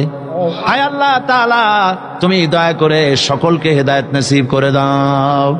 এই মাহফিলে বহু টাকা প্রয়োজন মাবুদ, কোথা থেকে আসবে জানি না। আল্লাহ পাক তোমার বান্দাদের দিলকে নরম করে খরচ উঠাইয়া দিও। মা বোনেরা প্রতি বছর কষ্ট করে করে আসেন আর মাহফিলের পাশে পর্দার আড়ালে বসে শোনেন। আজকে তারা দেওয়ালের মধ্যে একটা ভিন্ন জায়গায় বসেছেন, তাদের ভালো করে বসতে দেওয়া গেছে কিনা আমি জানি না। মাবুদ গো দয়া করে মা বোনদেরকে, তারা যে আসেন আল্লাহ তাদের উপরে রহমত নাজিল করো। আল্লাহ তুমি তাদের এমন জীবন যাপনের তৌফিক দাও যাতে করে কিয়ামতে হযরত আয়েশা খাদিজার সঙ্গে হাসর নসিব হয়ে যায়। রব্বুল আলামিন আগামীকাল এবং পরশু যে মাহফিল হবে, এই মাহফিলগুলি তোমার কুদরতি নিজাম দিয়ে পরিচালিত করো। আর একটা দরখাস্ত করি, কোরআনের মাহফিলে বাধা দিয়ে সফল হতে না পেরে তারা পাগলের ন্যায় হয়ে আবল তাবল বকতেছে, পথে ঘাটে বাধা দিতেছে। আল্লাহ রব্বুল আলামিন তোমার বান্দা বান্দিরা যারা মাহফিলে আসে তাদের জান মাল এর হেফাজতের দায়িত্ব আল্লাহ তুমি নিজ হাতে নিয়ে নিও। পথে ঘাটে আসা যাওয়ায় কোনো বান্দা বান্দি যেন আহত না হয়, নির্যাতিত না হয়। আল্লাহ যারা বাধা দিতে চেষ্টা করে ওদের কলজার মধ্যে জাহান্নামের ভয় ঢুকাইয়া দাও, ওদের কলজার ভিতরে মৃত্যুর ভয় ঢুকাইয়া দাও। আল্লাহ তুমি দয়া করে ওদেরকে হেদায়েত নসিব করে দাও। রব্বুল আলামিন তুমি দয়া করে এই মাহফিল কিয়ামত পর্যন্ত কবুল করে নাও। আরেকটা দোয়া করি, রব্বুল আলামিন আমি তোমার গোলাম, তোমার গোলামের মধ্যে, গোলামদের মধ্যে ছোট্ট গোলাম। আল্লাহ পাক আজ হোক কাল হোক আমাকে তুমি তোমার দরবারে নিয়ে নিবে, আমাকে বিদায় তো হতেই হবে। আল্লাহ পাক এই মাহফিল যেন শেষ না হয়, এই মাহফিল রব্বুল আলামিন কিয়ামত পর্যন্ত যেন চলে। এই মাহফিল এই এলাকাবাসীর জন্য রহমত বরকতের জরিয়া বানায় দিও। লাখো মুসলমান নরনারী দীর্ঘক্ষণ ধরে আমরা তোমার দ্বীনের কথা, কোরআনের কথা শুনেছি। আল্লাহ তাআলা মেহেরবানি করে সওয়াবটুকুন জনাবে মুহাম্মদুর রাসূলুল্লাহ সাল্লাল্লাহু আলাইহি ওয়াসাল্লামের রূহ মুবারকে পৌঁছায় দাও। আমাদের মধ্য থেকে যাদের মা বাপ দুনিয়া থেকে বিদায় হয়ে গেছে, আল্লাহ দয়া করে কবরগুলিকে জান্নাতের টুকরায় পরিণত করে দাও। আমাদের বন্ধু বান্ধব আত্মীয় স্বজন যার যা মারা গেছে প্রত্যেকের রুহের পরে সওয়াব পৌঁছায় দাও।